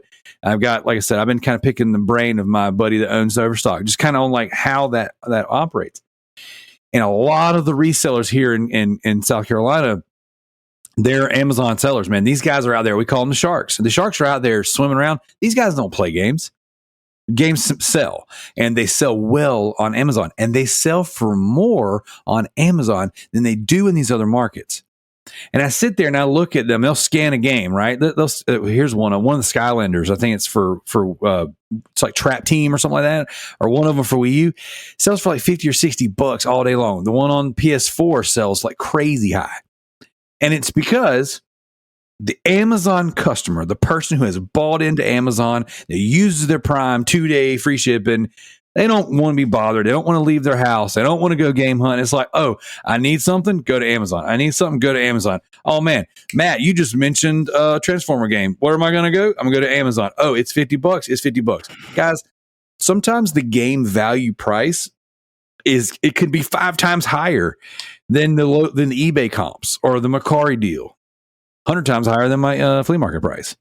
And it blows my mind how these ecosystems and the way the game marketplace has fluctuated, they can be completely different. And I watch a lot of these resellers. I watched, again, like talking about, Sean selling his collection or whatever. I was completely fascinated, like couldn't take my eyes off of that whole ordeal from the time it was announced and the video started rolling out. I freaking loved it. I love when these guys buy people's collections. A, I love seeing what they have. B, I love seeing what they paid. C, I love seeing what they're going to do with it, And then I watch all these. I watch small YouTubers like myself. I watch the big guys flip and sell, and it just blows my mind how these eBay sellers and versus these Amazon sellers versus these whatnot and Mercari sellers, how their marketplaces are completely different. And I just want to know everybody's experience with that. I mean, like, where do you guys as consumers typically buy your games? And I'll start with you, Sean. Where, like, when you're buying stuff, what is your method of doing it now? Just eBay. I just keep it simple. I've been familiar with eBay forever. I really don't buy many games, but yeah, and I'm not super familiar with, like, I know that there is an Amazon marketplace that does seem to be highly inflated, but I don't know why that is, but people sell shit on there, so get the money. Yep.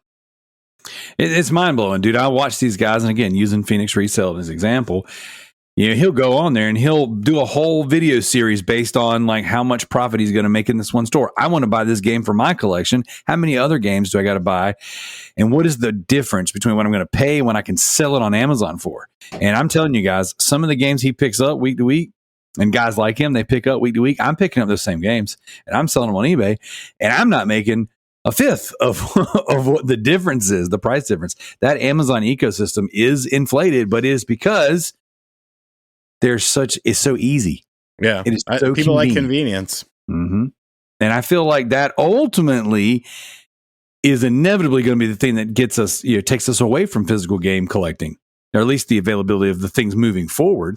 As I think that convenience and this send it to me now, like Matt, it's like, hey, I want to play this game now. You didn't have it. I gave you the chance. Now I'm forced to go this other route. And not saying Matt will do this, but like a lot of times, guys, once you go digital, it's like, why would I go back to the other way? It's kind of how I changed a lot this generation. I'm just gonna jump in, Darrell. Fuck it. I changed a lot. I changed a lot this generation. Kalai knows I used to buy almost all my PS4 games digital. I mean physical, all of them. Like I would wait. I would go to the store. Now I'm like so impatient to play things at like midnight. I'm like, no, I have to play it at midnight with my friends. I have FOMO, fear of missing out, like right away and being like the last person to play it. So I'm like, fuck it, I could just download it 4 days before it comes out and then play it at midnight. And it's just it just is the way it's been. But Nintendo, it's weird because Nintendo, I've been digital for like the last like 9.5 years. Bought everything digital Nintendo for almost 10 years now. I just like the ability, which is wild because out of all of the games out there, they have the worst fucking digital structure. Worst digital library or experience, but yet the most valuable physical market. 100%, but I don't care. Like with the Nintendo, I like having all the games just at my fingertips. Like on the 3DS, I liked having like 60 games on my system just in my hand. I hated switching cartridges. I hate it. I wasn't so worried about getting up to change a disc. It was almost like I felt like I don't want to carry around all these fucking cartridges anymore. Like I don't carry my discs out of my house. I don't carry like my Switch discs. I don't. And they're so tiny. Yeah, no, and they taste like shit when you lick them. So like there's all these things I don't want to have and to confirm. It's all and like the eShop sales are fucking insane. Like when you can get some of those really good games for like $3 on the eShop, like so like it's just insane. But I know like you're so funny. A lot of the physical games I pick up now are those like PS4 games that I missed that now have PS5 upgrades. So I'll just buy the cheaper PS4 version to get the PS5 upgrade for free. Did that with Horizon. So I do it all the time. Like I bought this piece of shit for $15, but I only wanted it so I could get the PS5 version. And I think you're gonna get a trophy for how many times you showed us that game case. No, I'm waiting for a trophy to pop up. This is Saints Row. This is a different one. Hey, he's getting his bag from Saints Row and from Balan Wonderland, and you're getting your bag from Wada. But I did get a free PS5 version of this, and it actually runs a lot better than the PS4 version. Hey, man, that's a double plat. It doesn't say much. You know what? We should make it. You have to get both plats. Dude, that's a 2-plat situation. Yeah, it's a 2-platter. The poo-poo platter, as they say. Oh my gosh! All right, what about you, Zach? Where are you standing? Where are you getting your games when you're going and getting them? All right, so if it's a new game, I'm buying most of the time. I'm buying it digitally. Well, and that's the caveat too. Is I didn't want to spend the extra $200 on a Series X when I knew I wasn't going to be buying a whole lot of physical games for it. The storage upgrade is a minute thing that I could do for another $100. So new games, usually digitally. Makes it easier. It's really convenient for me. I don't have to leave. I work a lot, so that's convenient. If I'm looking for something retro, usually I'm like keeping my eye out on like Facebook Marketplace. It's really easy because I just look up like right now I have it pulled up. I'm looking at Game Boys. If I want a Game Boy, I can probably find somebody local. And so this is another funny thing too, and a lot of people don't know this. When you're looking on Facebook, you can get the best deals on Facebook, and there's one reason why you can do that. Look for a listing where someone listed a Game Boy and they have no idea what the fuck they're talking about. They just want to get rid of it because you could be like, oh, well, the fucking system calibration shit is not fucking, it doesn't look right, so I'm going to have to fix this and it's going to cost me money, and then you can ask for a discount and get it cheaper. Like this dude selling an original Game Boy for $40.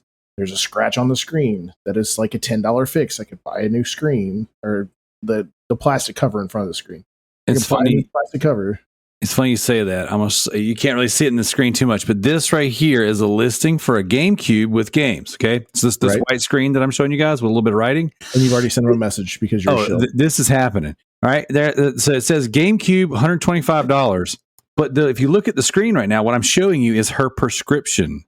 Okay. This lady posted an ad, but didn't put the video game stuff on there. So she's selling Her drugs. Is her prescription for her medication. If you scroll through, you then find out that there's a GameCube with multiple controllers. And you have 4 games, one being Legend of Zelda Wind Waker, Legend of Zelda Twilight Princess, Smash Bros. Melee, and 007 Age of Under Fire, which is the best game out of that bunch. And then you keep scrolling, and there's all of these NES games, Mario 1 through 3, Excite Bike, just like SNES games. You got Street Fighter 2 Turbo, you got Donkey Kong Country. I mean, and there's just I just kept going. You better pull that trigger before Phoenix does. Hey man, I'm just saying the beautiful thing about Marketplace, I'm glad that you brought it up, is because you still have the opportunity. The sharks are there, the resellers are there, the people that are gobbling it all up, they know they're there. I watched this dude on YouTube, Collector's Luck, about 24,000 subscribers on YouTube. Not the biggest channel, way bigger than me, but I just enjoy his content. But that's what he does. He's got that marketplace in his area on lockdown. He sees it pop. He goes, he makes a video of him making the transaction. And it is mind blowing, the stuff that you can find if you're just that first one to bite. Because right now, marketplace, there's still people just finding things and putting them out there for reasonable amounts of money. But the trick with marketplace and that ecosystem is you got to be the shark. You got to be the first one. Johnny on spot. I hit up a chick 2 or 3 days ago. She had a stack of Sega Genesis games, all the old Sonics, and freaking Sega CD cases, and 2 random controllers for $10. And somebody hit it seconds before me. She said, the second person hit her up, said, if he doesn't show up, it's yours. And every 2 or 3 hours, I pressured her, hey, we good? We good? Can I come over? I got to get my kids to school. Can I come get them? Sure enough. And she told me this, and this is why I'm bringing it up. This is why I'm rambling. She said, I didn't realize people wanted these things. I was about to throw them away and figured I would try Marketplace before they went in the trash. Yep. It's wild. It's freaking wild. People still throwing their games away. It's crazy. We're over here talking about how it's doom and gloom, raining cats and dogs. It's apocalyptic over here on the video games front, and you got moms out there throwing away freaking all the Sega games on Genesis. Oh, 110%. 110%, dude. Like they don't know what's in their possession. They bought it for their kids years ago, or their kids grew up and left home and left them there, and they've been sitting in a closet or in an attic for 10, 15 years, and they are cleaning out the closet or the attic finally, and they're just like, cool, I just want to get rid of them. I don't know what they are. I don't know how to use the internet to look anything up. I'm just going to post them and hope that I get something for them. I guarantee you go on Craigslist and you're going to be like, oh, well, this is man for man, but hold on a second. We need to find you get your butthole tickled if you go on Craigslist these days. We need to find the man for game, you know. You fart like a Clydesdale. Let's go. All right, Macho, real quick. We got to get these community questions and get our our guests out of here. Macho, where are you buying your games at these days? Buying them. I have Steam PC, so I buy them on Steam. If I'm buying for a console, I'm just going to GameStop, honestly, buying a physical copy, playing the game, returning it, getting some money back for the next one. Dang, my man's got it down to a freaking science. Yeah, and if it's a game I want to keep, I'm just going on eBay, and like the game's how I found you, man. If a game I want to buy, I'm just going on eBay. Those are the ones I keep. Marketplace, eBay, but modern games, like games now, I just switch them out. I just buy it, play it, have a good time, send it back, use that money to get the next one. Gotcha. Awesome. Kalai, where are you getting your physical games that you are stacking to the ceiling? Well, I buy a lot of mine digital, and I go through Steam and Fanatical. Fanatical does this mystery bundle, and for like $8 you get like 10 games. And to me, it's like a lottery ticket. And I find a lot of really interesting indie games that I like to try. And that's the one thing the physical market doesn't have. The physical market doesn't have these indie games anymore that are out there. So I feel like the digital front allows me to collect those little indie games that of these studios I never would have played before because I was just looking at that physical disc. Yep. You're doing Lord's work right there. Definitely got to support the indies. The indie stuff's good stuff. That is, again, kind of going back to my precious over here. That was one of my favorite things about the Vita is just scooping up these tiny little games, whenever Sony was doing the cross-buy stuff. So like you'd get like, you could get an Invisible Enemy or whatever. Or you get Stealth Inc. You get the copy for both versions, whatever. Back when they were doing the PS3, PS Vita stuff, PS4 as well. So, man, respect on the indie front. Joe, you said you love going into GameStop. Where else you buying your stuff? I really hit up those Best Buy clearance sales when they happen.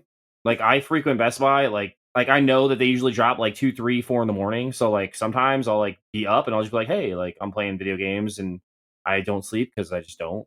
And I'm like, hey, let me see if there's games for like $5, $6. And I'll go in there and if anything's $5, $6, I don't care what it is. I'll just throw them all in the cart and buy them and just throw them on my wall because you never have enough PlayStation games.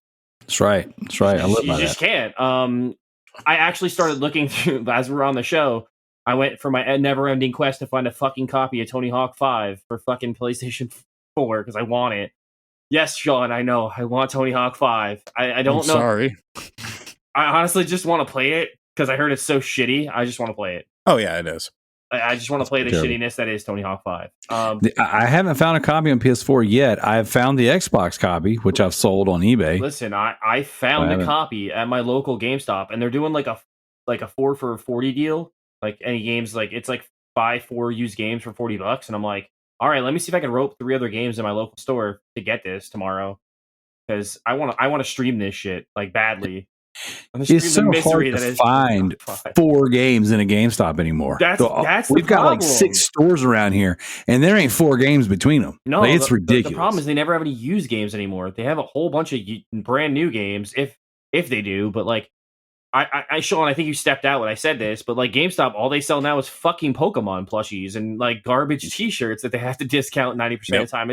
It's like ridiculous, man. It's like so sad that like one of the best places to buy video games is just not one of the best places to buy video games anymore. And like all the mom and pop stores are like gone in our area now. And all you're left with is like the one row of Best Buy games that they'll sell. And then like that section of like $20 games that like gets smaller and smaller because like once they weed them all out, they don't get any more. I've noticed since the pandemic, it's just been harder and harder to buy video games in a store because they don't really stock them like they used to. Yep. And you know what? I'll touch on this a little bit too. GameStop's biggest problem is they're not getting trade-ins because of one reason. They give you the ability to look up the price they're willing to give you at your fingertips. So you can look up, hey, what's this game selling for? Okay, cool. It's selling for $30. Hey, what will GameStop give me for this game? Even in store credit. Okay, cool. They'll give me $10 for it. I'll sell it to somebody for $15, $20 and make more money selling it that way than somebody could go in and buy it at the store, or I could get money for it just by going to them. The only people that are going out and selling their games to GameStop are those people that are hawking games off of people and need quick cash. That's not me. I don't do that. That's a lie. I'm about to say, Macho just said that's exactly. Hey man, come on, dude. I'm not that kind of guy. No, Macho. Macho said he returns his games. Macho's like, oh man, no. Hang on. No, don't. You said return. No. I trade them in. Look, the thing is, I beat these games within the week. So when I beat them, they're still high up on how much I'm going to get back for. Like Callisto Protocol, I beat that game in maybe 3 days. So the game had just came out 3 days ago. So the game was still like $50. So I beat it. I was done. I'm not replaying. Hell no, I'm not replaying that game. I beat it. You don't want the platinum of Callisto Protocol? Come on. No, man. I don't want to platinum it. I'm being honest. I beat it. Hey, $50. Sure. I only paid $60. Why? Because the last trading I had brought it down lower. But I know what you mean, but it's just like the thing is sometimes I will sell a game, but if I can still get $50 out of GameStop within the 3-4 days, maybe that 1 week, quick, instead of having to wait a week to sell it, I'm just gonna go to GameStop. Yes, I'm that schmuck that still goes to GameStop to trade games. It's convenient. Power to the Macho over there. The only thing that GameStop's getting trade-in wise anymore is is people go and sell their cell phones there because it's really super convenient and they actually give you a somewhat decent price for it. I've done that. They're a pawn shop, bro. And they're going to switch over to GameStop and guns. That's right. T-Diddy, where are you getting your guns at, T? Where you getting your guns at, T-Diddy? I am getting my games from Best Buy, much like JP. Also, I'm going to cheapassgamers.com, looking at their deals. Every day. And then I also, from time to time, on Nintendo products, I look for RGT 85 to do his Nintendo deals and upgrades. And I love that you go into detail of saying, this is a good deal, this is a crap deal, don't buy that. That's really cool, man, because a lot of people don't take the time to say, hey, this is why this is a good deal for the Nintendo. And just to make this real quick, did the Metroid Dread have a fallout like Nintendo and you have a fallout because of Metroid Dread? Because I've noticed like you've had kind of issue with them lately. Yeah. I had gotten a copy early from a mom and pop shop, and I found out when the review embargo was, and I was like, okay, well, I'll wait a little bit. I'll post it after the embargo goes up. So I posted my video like 6 or 7 hours after the review embargo was up. And then they tried to take down the video, and YouTube told them to fuck off. And then it was like this back and forth email thing. And I was just like, whatever, dude. So yeah, they've kind of had their eye on me because they took down one of my Zelda videos too. Because I showed there was a leaked Tears of the Kingdom commercial that I had shown. And it was funny because I the way I did it was I showed it was on a Reddit thread, and I showed the actual Reddit thread, and so the picture box was like probably like that big, and so I knew that the only way that they would be able to tell that was in there is if they watched my video. Why would you piss on one of your biggest supporters? You're like their biggest supporter, your biggest fan person. I don't understand the logic behind that. They already fucked their biggest supporter when they fucked Woods over. I was like, they're willing to fuck anybody over. That's and Gerard, when they did to Gerard too, I was like, man, they really just don't want people that want to support them anymore in their corner. Like, yeah, I mean, and controversy creates cash at the same time. So very true. Like my video today, I had people messaging me, "Oh, Nintendo might get mad at you for showing off 8-Shop." I was like, I don't care. If they get mad at me, then I got something else to talk about. So that's right. Cool. All you gotta do is be like, "Howdy, all." Maybe they'll leave you alone. Hey, Kalai, like, listen here. This man's dropping golden nuggets over here. You know where this all came from? From freaking professional wrestling. So you always backbite and bark at us about our love and our passion and our appreciation for professional wrestling. But this man's made a career over here. And it's all because of good old Eric Bischoff. I have no problem with wrestling. If you're going to bring me on a podcast and talk about video games, I want to talk about video games. Yes, wrestling video games. All right, Starscream. Round us out so we can get these community questions. Starscream. Yeah. He's in the corner again. He told you to go to hell. Oh. So I'm going to have to answer for him. Like Macho, I go to GameStop. Why? As I said earlier, I can go in, say I want this game if they have it. And I can walk out with the game. I don't have to walk my ass through the store, try to flag down a minimum wage Walmart person. Hey, can I get this one? No, you don't have the key. I have to get the other guy from the other department. Okay, I guess I'll just sit here and wait. Because they are so fast to help you over there. They're fucking terrible. Hold on. I have a story, Matt. Did you ever go there and want one of the games that's on the bottom shelf? And then don't have time for stories. And then they have to open the fucking case and dig through the games to make sure it's down there. I knew it was there and I saw it. And the guy's like, well, I'm not moving the 2 other games in front of it to grab it for you. Joe, what part of I don't get my games from Walmart don't you understand? No, and that's exactly why I don't go there to get it. Because you have people who don't fucking care. They don't care. Anyway, I walk into GameStop to get my new games. When it comes to older games, I go to actual shops. There's a place called J2 Games, and I think they just relocated to Brick, but they specialize in games from every era. So if I want a Genesis game or I want a Nintendo game, that's where I'm going to go because A, It helps support my local shop. My B, man. I can trust that they've tested and made sure that the game works, as opposed to what, Darrell, you've had to deal with people on eBay. Hey, there's something wrong with my game. Okay, well, I'll take care of it. And then it's shipping it back and forth, as opposed to just going to the shop. So new games, go to your traditional stores. Old games, I want to go support my shops, even though the prices may be a little higher than I can find online. But at least I know it's a team I can trust. Unlike DK Oldies. Oh, dang. Oh. Oof. I'm a proud supporter of DK Oldies. Yeah, I okay. need you guys back. I'm just kidding. So, all right. Zach put out a PSA for some community questions. So we do have some community questions that he's going to bring up here to fire off at you, Sean. But before we get there, I just kind of want to round this conversation out with a couple things. And it does sound a lot of doom and gloom tonight, right? We talked about the current state of everything. I think everyone has done an excellent job of not shouting and talking over each other.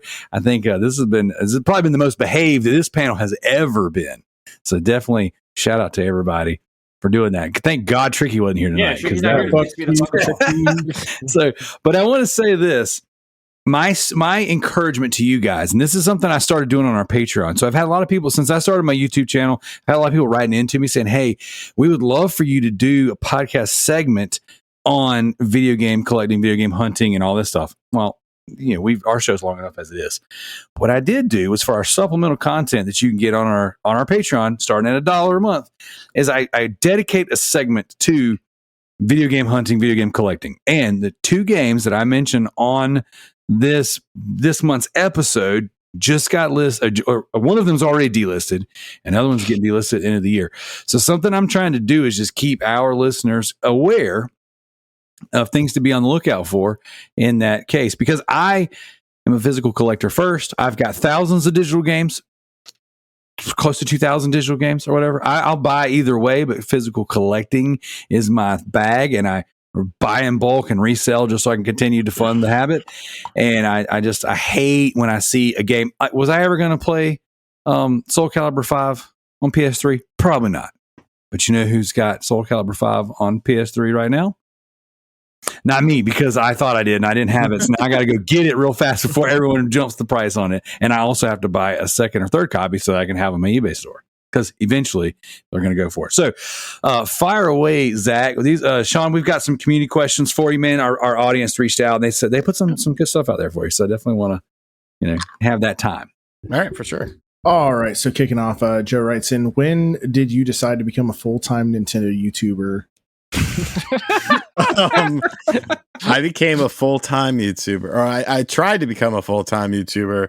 2017 is when I decided. I had just done Retro World Expo, and I was like, I'm going to try to make this work. I came up with a plan. I had to save up X amount of dollars just in case it didn't work out, but it did work out. So I officially started February 2018 is when I had no job besides YouTube. That's amazing. Okay. And then this is the only other question we got for you. Will writes in from the PlayStation Collectors Podcast, after the RGT 85 collection purge, would you consider yourself more of a player or collector, and what percentage player versus collector are you?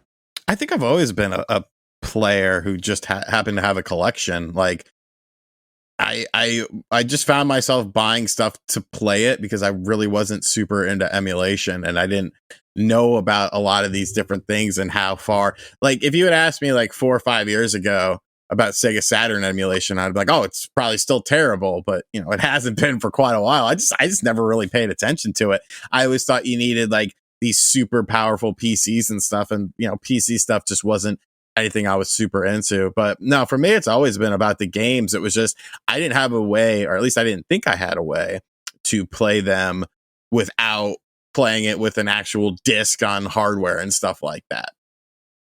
Awesome. Say Matt G is the man to talk about emulation. Yeah, he's the king of this little crew right here. Have you been using that Rogue Ally since you got it to emulate a lot? Yeah, I have. I've gotten a lot. This is my mischievous plan, was I was like, you know what? I bet you if I buy an emulation thing off of Amazon and then I buy one mini PC. I bet you these companies are going to fucking flood to me. And so I did that, and I did a video on a Kinhank, I think it's a 1 terabyte drive, and a B-Link mini PC. Yep. And then ever since I did that, I've got 3 hard drives of games to check out. I've got 2 mini PCs. And just all this stuff is coming in. I'm like, great. And I'm just kind of learning as I go along, about the different operating systems, like Emulation Station, Batocera, Launchbox, Big Box. But I'm familiarizing myself quite well with it now. Okay. That's awesome. T-Diddy, do you have any other questions? I know you had sent me a list. My only question really is, well, it's actually more of a thank you. I had basically soured on Nintendo for many years. I actually skipped out on the Wii U, and then I had watched an older video of yours talking about the best Wii U/Switch games, and it made me fall back in love with Nintendo because I mean, my passion for them were gone, man. I felt like they were just nothing but big. And what I mean by sellouts is that you take your best stuff from the 80s and even 90s and you keep just re-putting it back out, but a little differently. And I was just kind of like, I'm done giving you any love. I'm done giving you any props. I'm just going to focus on PlayStation because, technically PlayStation is a part of the Nintendo family. I don't care however you want to spin it because the original PlayStation was supposed to be a Nintendo product. Right. And, I just want to say thank you, man, because if it wasn't for you, I wouldn't have probably got a Switch or even got a Wii U because your videos and your passion for Nintendo really changed my perspective and brought me back to love. Well, I won't say love, but brought me back to enjoying Nintendo products again. So thank you. Oh yeah, man, no problem. Yeah, it was just people never really understand because growing up, I was a Sega kid. I didn't have a Super Nintendo or anything like that. I had a Sega Genesis. So how did I end up getting into Nintendo stuff? Was back in 2012, I had a friend that was writing for a website, and he was getting all these free games, and I was like, "What the fuck, man? I want some free games." And he was like, "Do you know how to write?" I was like, "I think I can. Like, I did okay in school." And so they put me on. They gave me like a test thing, and I passed the test, so they hired me for their site. And I was the only one who had a 3DS, and I was getting a Wii U. So they were like, well, perfect. We need someone to cover 3DS and Wii U stuff. So that's kind of what started it, was just out of circumstance. So like a lot of games, like I played a lot of the main, like your Gears of War, your Metal Gear Solid 4s. That was why I bought a PlayStation 3. But like during that time frame, because it was somewhat work related, I guess you would say, it just became a thing that I was accustomed to. And then when that website went under and everyone kind of went their own separate ways, sad. I was like, well, shit, let me, I know what's going on here. Let me see if I could latch onto another website. And that's what I did, another Nintendo website. And I worked there for several years. So it was like, was that Enthusiast? Yeah, I was Enthusiast. So that's where I fell in love with your content. You and Jason, I loved you guys. Yeah, Class versus Crass is one of my favorite. It was appointment every Sunday, man. Appointment, I loved it. He killed it, not me. No, but that was kind of how it was. It was just like, and things sucked during that era for a lot of stuff. So we just had to make lemonade out of lemons, and I think we did an all right job. But it was always just kind of what I was rooted in and what I was kind of known for. So once I started doing my own thing, like I kind of wanted to get away from it. But once it started to grow like exponentially compared to the stuff I was doing with other people, it was like, well, obviously need to incorporate it. And I just genuinely, a lot of companies bore me, a lot of stuff bores me. And so I just talk about stuff I want to talk about. I go through like waves of. Now, my other question for you is, how have you had to change your diet since your health scare issue? And I was praying for you during that time, and your videos in the hospital, man, were very touching. Thank you for actually sharing with everybody. Oh yeah, I figured people were gonna, because I'm a pretty avid uploader, and if I miss a day, people are like, "Are you dead?" And so that was just a whole crazy situation. A lot less sodium, a lot less takeout food, more cooking, more vegetables, more fruits and stuff. Like I ate like a piece of shit. Like I'm not gonna lie, I got literally every day I would have Taco Bell for lunch. Like I'd get a chicken quesadilla and a soft taco and a Baja Blast, and that was my lunch. Are you doing our Taco Bell challenge right now? What is that? Our Taco Bell challenge is that regardless if you eat there or not, we want you to go to their bathroom and blow up their bathroom. So just walk into their bathroom and blow it up and then take a picture. You don't even have to eat there. You can eat from home. You can have some good Italian cooking and just go to their bathrooms and just blow it up. That's funny. Hey, by the way, Sean, stop lying, dude. The Nintendo Mafia found you. They put you in the hospital. We all know that's what happened, They dude. shook him down. They found where you lived.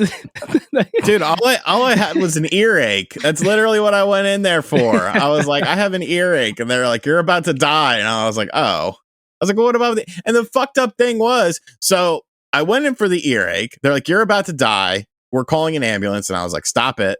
I don't have insurance. I was like, can I drive to the hospital? The hospital's like 5-10 minutes away. They're like, no. It's like, fuck.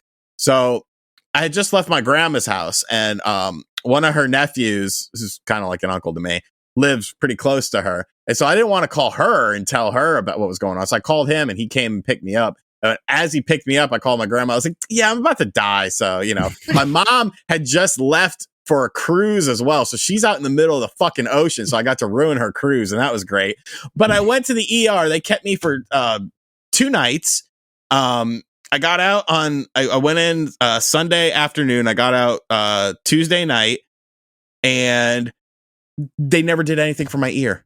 Nobody ever did anything for my ear. So I had to I had to meet my cardiologist for the first time on that Thursday. And luckily there was an urgent care place that was connected to it's like he's on the second floor and the urgent care was on the first floor. I was like, okay, cool. So I go to the urgent care. Guess who the urgent care doctor was?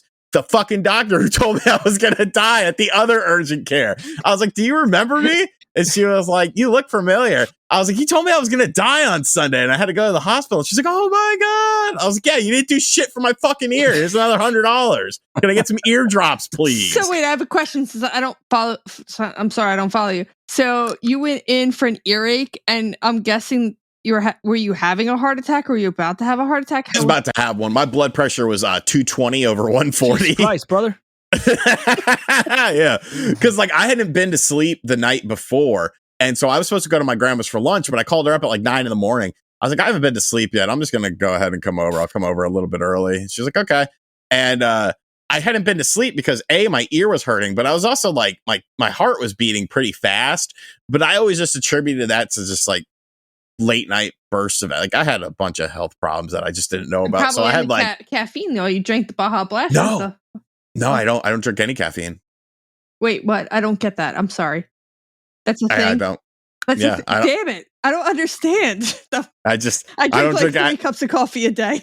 I used to be a heavy smoker. I quit smoking in January before all this happened, so I kind of attribute it to that. You know. But you mentioned it was like could have been like anxiety and stuff like that. A lot of stress in your head, and it's kind of there, but you don't realize you're stressing out, but you don't even realize it sometimes. No, yeah, for sure. But I mean, there was definitely like I was at my heart. I had like your heart's supposed to function healthy is like, I think 50 is low end, 60 and up is like considered good. I was at 20. I had like severe heart failure. So they're like, yeah, you know, it's not looking too good. No, seriously, bro. I'm glad everything turned out. Yeah, right. everything worked out. I had it healed itself in like 3 months of just, I guess, not having and the way my cardiologist described it was I probably just had high blood pressure for so long it just like strained the hell out of my heart, and it never had rest.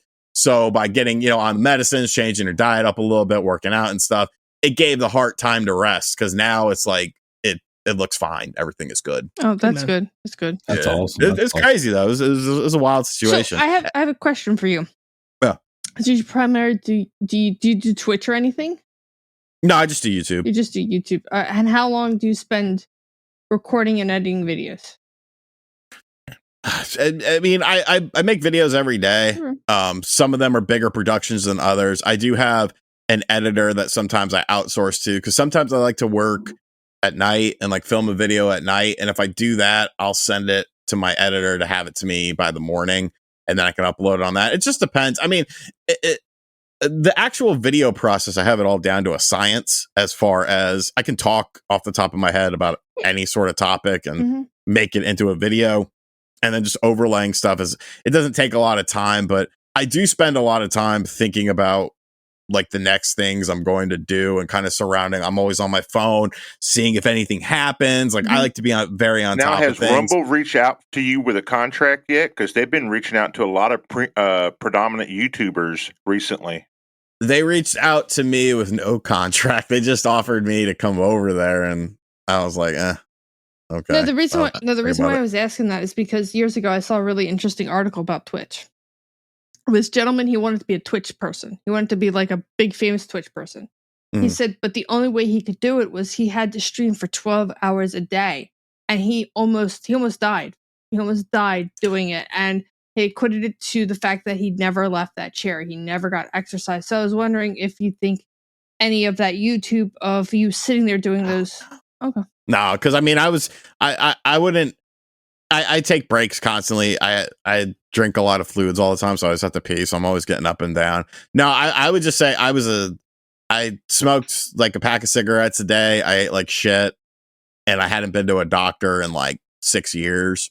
So that probably didn't help things. We're up there, man.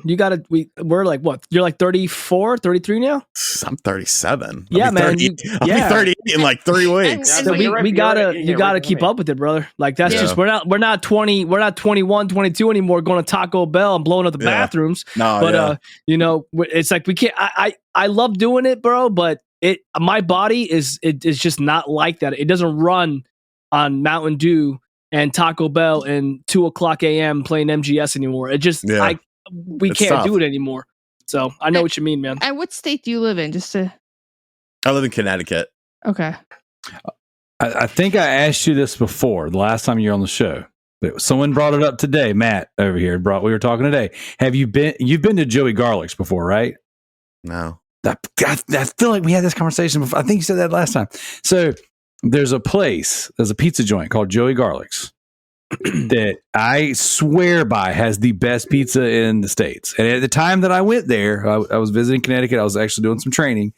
I had their New Haven brick oven pizza, and they were currently at the time the number one. A couple years later, I fly out to Chicago on another trip for work, but I had Lou Malnati's, which was the number one for Chicago deep dish.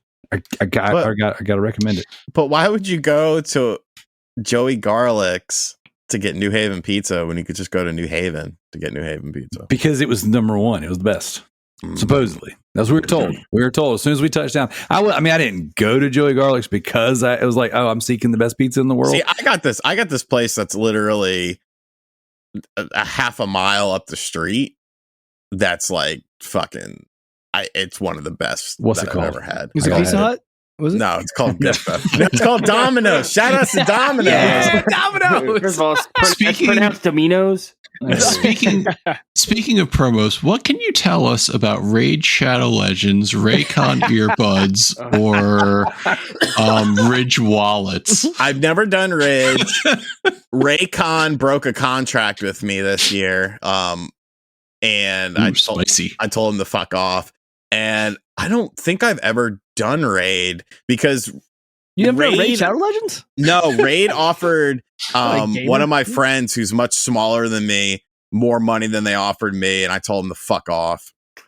I'm very easy to work with. Like I have 2 sponsorships right now that I should be trying to figure out what I'm going to do. Sean says, I'm easy to work with. It doesn't work for me. F off. Yeah, he said like 3 different times. I told him to work with. F off. This makes it easy. You either work with them or no.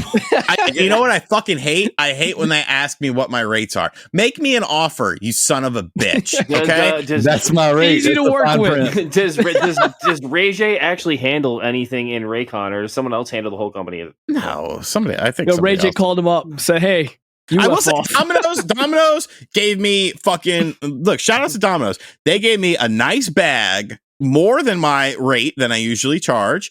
And they gave me $50 gift card and it's told me to get 2 pizzas and film it. So I filmed the ad and they were like, you're wearing your Knicks hat. I'm like, yeah. And they're like, we can't have any other brands in the ad. And I was like, oh.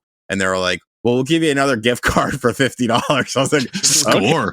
Yeah, so I got 4 pizzas and a nice bag out of that deal, and they were super easy to work with. I didn't even have to do it. It was just to talk about that if you went on their website, you got 50% off their pizza for until the 11th. And I was like, that's fucking easy enough. So what was the place 30 minutes from you called? Oh no, I don't want to dox myself. I'll tell you off the air. Okay, got it. Okay. That makes sense. So when's that collab with Donut Media coming? Because I see you wearing their merch. I would love to work with them. I need to. They motivate me to get my beater that I didn't pay a beater price for fixed, but I haven't finished it yet. I need to very soon. Who would you like to collaborate with that you haven't collaborated with? Scott DeWaz. Oh, he's so fucking good. I don't even care. I just want the money that will come from it and like the notoriety. Do you want to work with Arlo? Are we still on? Yeah. You've done something with Camelot, right? Nah, I did. No, I haven't. I don't think A I've done anything podcast? with Camelot. Camelot? Nah, I did it. I did side scrollers with Stuttering Craig, but I don't think I've ever done anything with Camelot. Now Spawn Wave though, right? Too. Oh yeah, Spawn. Yeah. That's we do shit every weekend. That's dope. Awesome. Well, the last question that I have for you, okay, would be if you could pull any game out of your wall right now and recommend it to this panel, what would it be? I just did that for Joe. Yeah, you know he's pulling down Battle in Wonderland. You know he's pulling down Battle in Wonderland. You just gotta find it. No, I'm gonna pull. Yeah, pull so Halo out 3, I'll take that. my favorite Castlevania game, which it's no one's favorite Castlevania game except me. Castlevania: Dawn of Sorrow. Oh, I love this game to death. So good. It's literally a sequel to Symphony of the Night. Yeah, it's the same fucking mechanics, the same orbs that you get, that you have the creatures that you could make them fight alongside you. Tons of end game content, a boss rush mode, Julius mode. Very cool game. I super love it. That DS? Yes, that whole trilogy was good. I hope it really was. I hope they port those eventually. I hope we get like a Castlevania collection. They're supposed to, because they definitely said it was Castlevania Collection 1. And there's no new Castlevania games coming out, right? Nothing's been from the Summer Games Fest. Nothing at all has been but announced. supposedly there's one in the works from what I've heard. But side scroller or like that's the thing. Nobody knows. Rumors are something Lords of Shadow like. That's what I Probably can a hear. fucking well, the first one was pachinko pretty machine. dope. Second one, oh well. So, I got a sealed copy of Lords of Shadow Special Edition for $3 at Walmart one day out of their clearance bin. Oh, you open it? A banger of a find.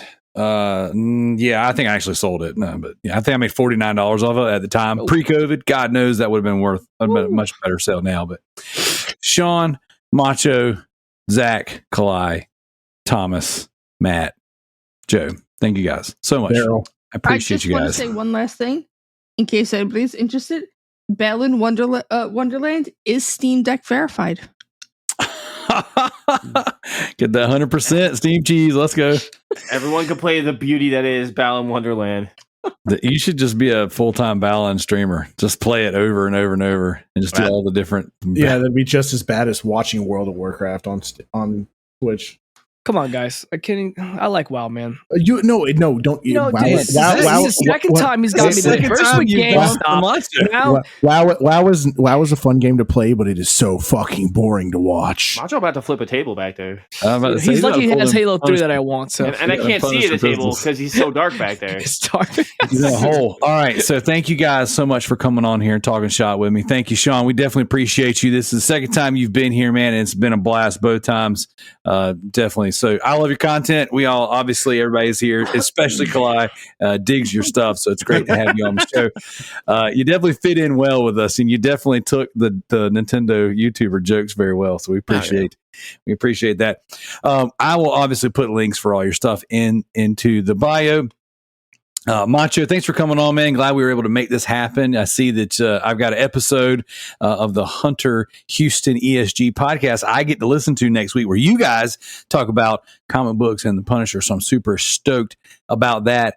And if you have made it this far in the show, please check out Residentdarrell on YouTube. I am just a baby on there, but my kids and I have a blast hunting for video games and going to the flea markets and stuff. And that's what we do twice a week now. I mean, we don't put videos out twice a week, one video a week, but twice a week we're going to the flea markets. And a video we got coming up, I'm super excited about. It was such a blast. I gave each kid $5. We went to the flea market. I was like, you got to stay where I can see you because God knows I don't want you to be sex trafficked or anything like that. But I said, hey, you can go to the tables and you have $5. Whoever gets the most valuable video game or video game item for their $5 wins the challenge. And the challenge was I had, when I accepted my position at my new company, they sent me like a care package, and the care package was a box of Sour Patch Kids. So anytime, I got 3 kids. So anytime we have like a one-off candy item or something in the house they're going to argue over, I put a challenge together. We always do it.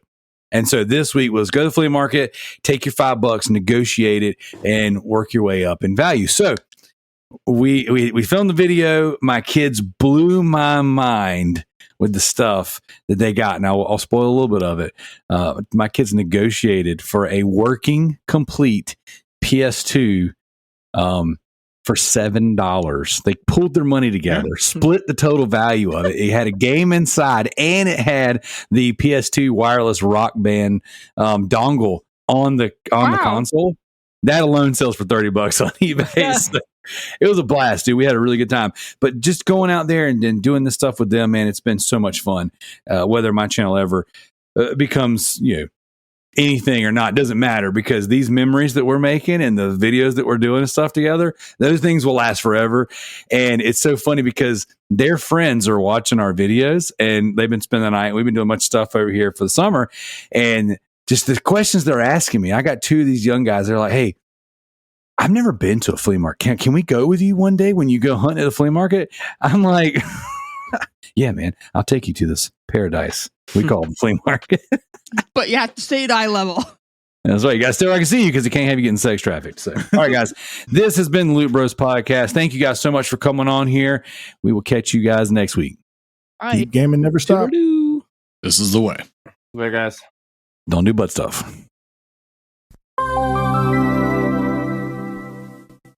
All right, guys, I'm cutting in here with the backlog beatdown stats and updates, and I'm joined by Spider Packs. Can you say hey? Get over here real quick. Hurry up. Say what's up, nerds.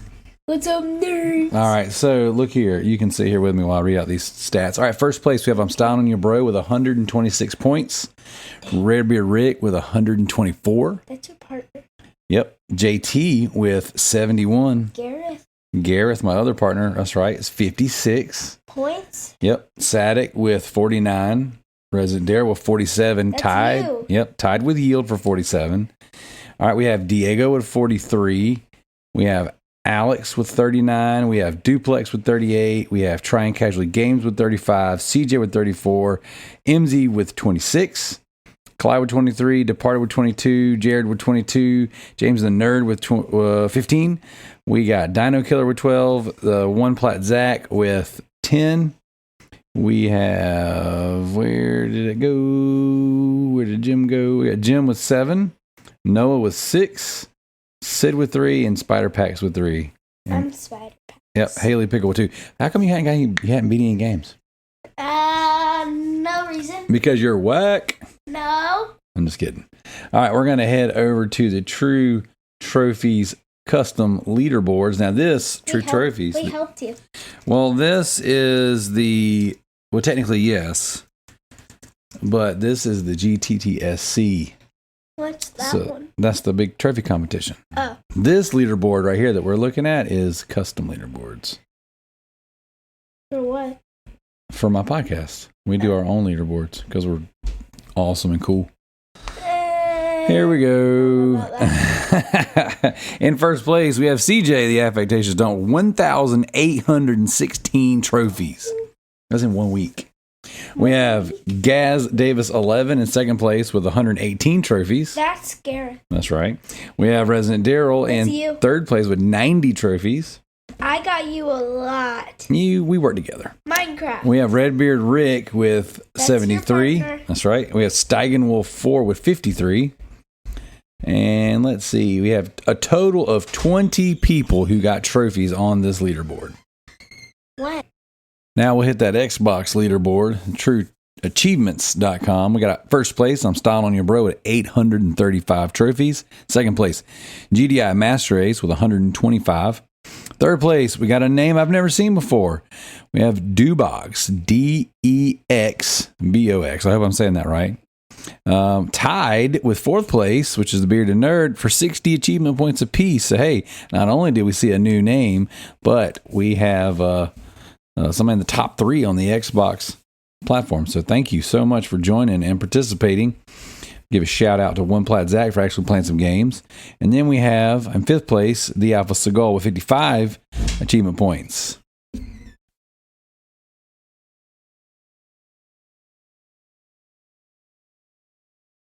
Thank you guys so much for listening to the show this week. We hope you enjoyed it. Definitely be sure to check out the socials, the YouTubes. Check out Resident Darrell on YouTube. Check out RGT85 on YouTube. Thank you guys for all your support. And if you haven't already, give a look to the old Patreon. We got some great stuff on there, lots and lots of content on there. And I'm getting ready to do a review, a deep dive for the Flash movie, which will be coming out at the end of the month on the Patreon. So thank you guys for all of your kindness, love, and support, and we'll catch you on the next one.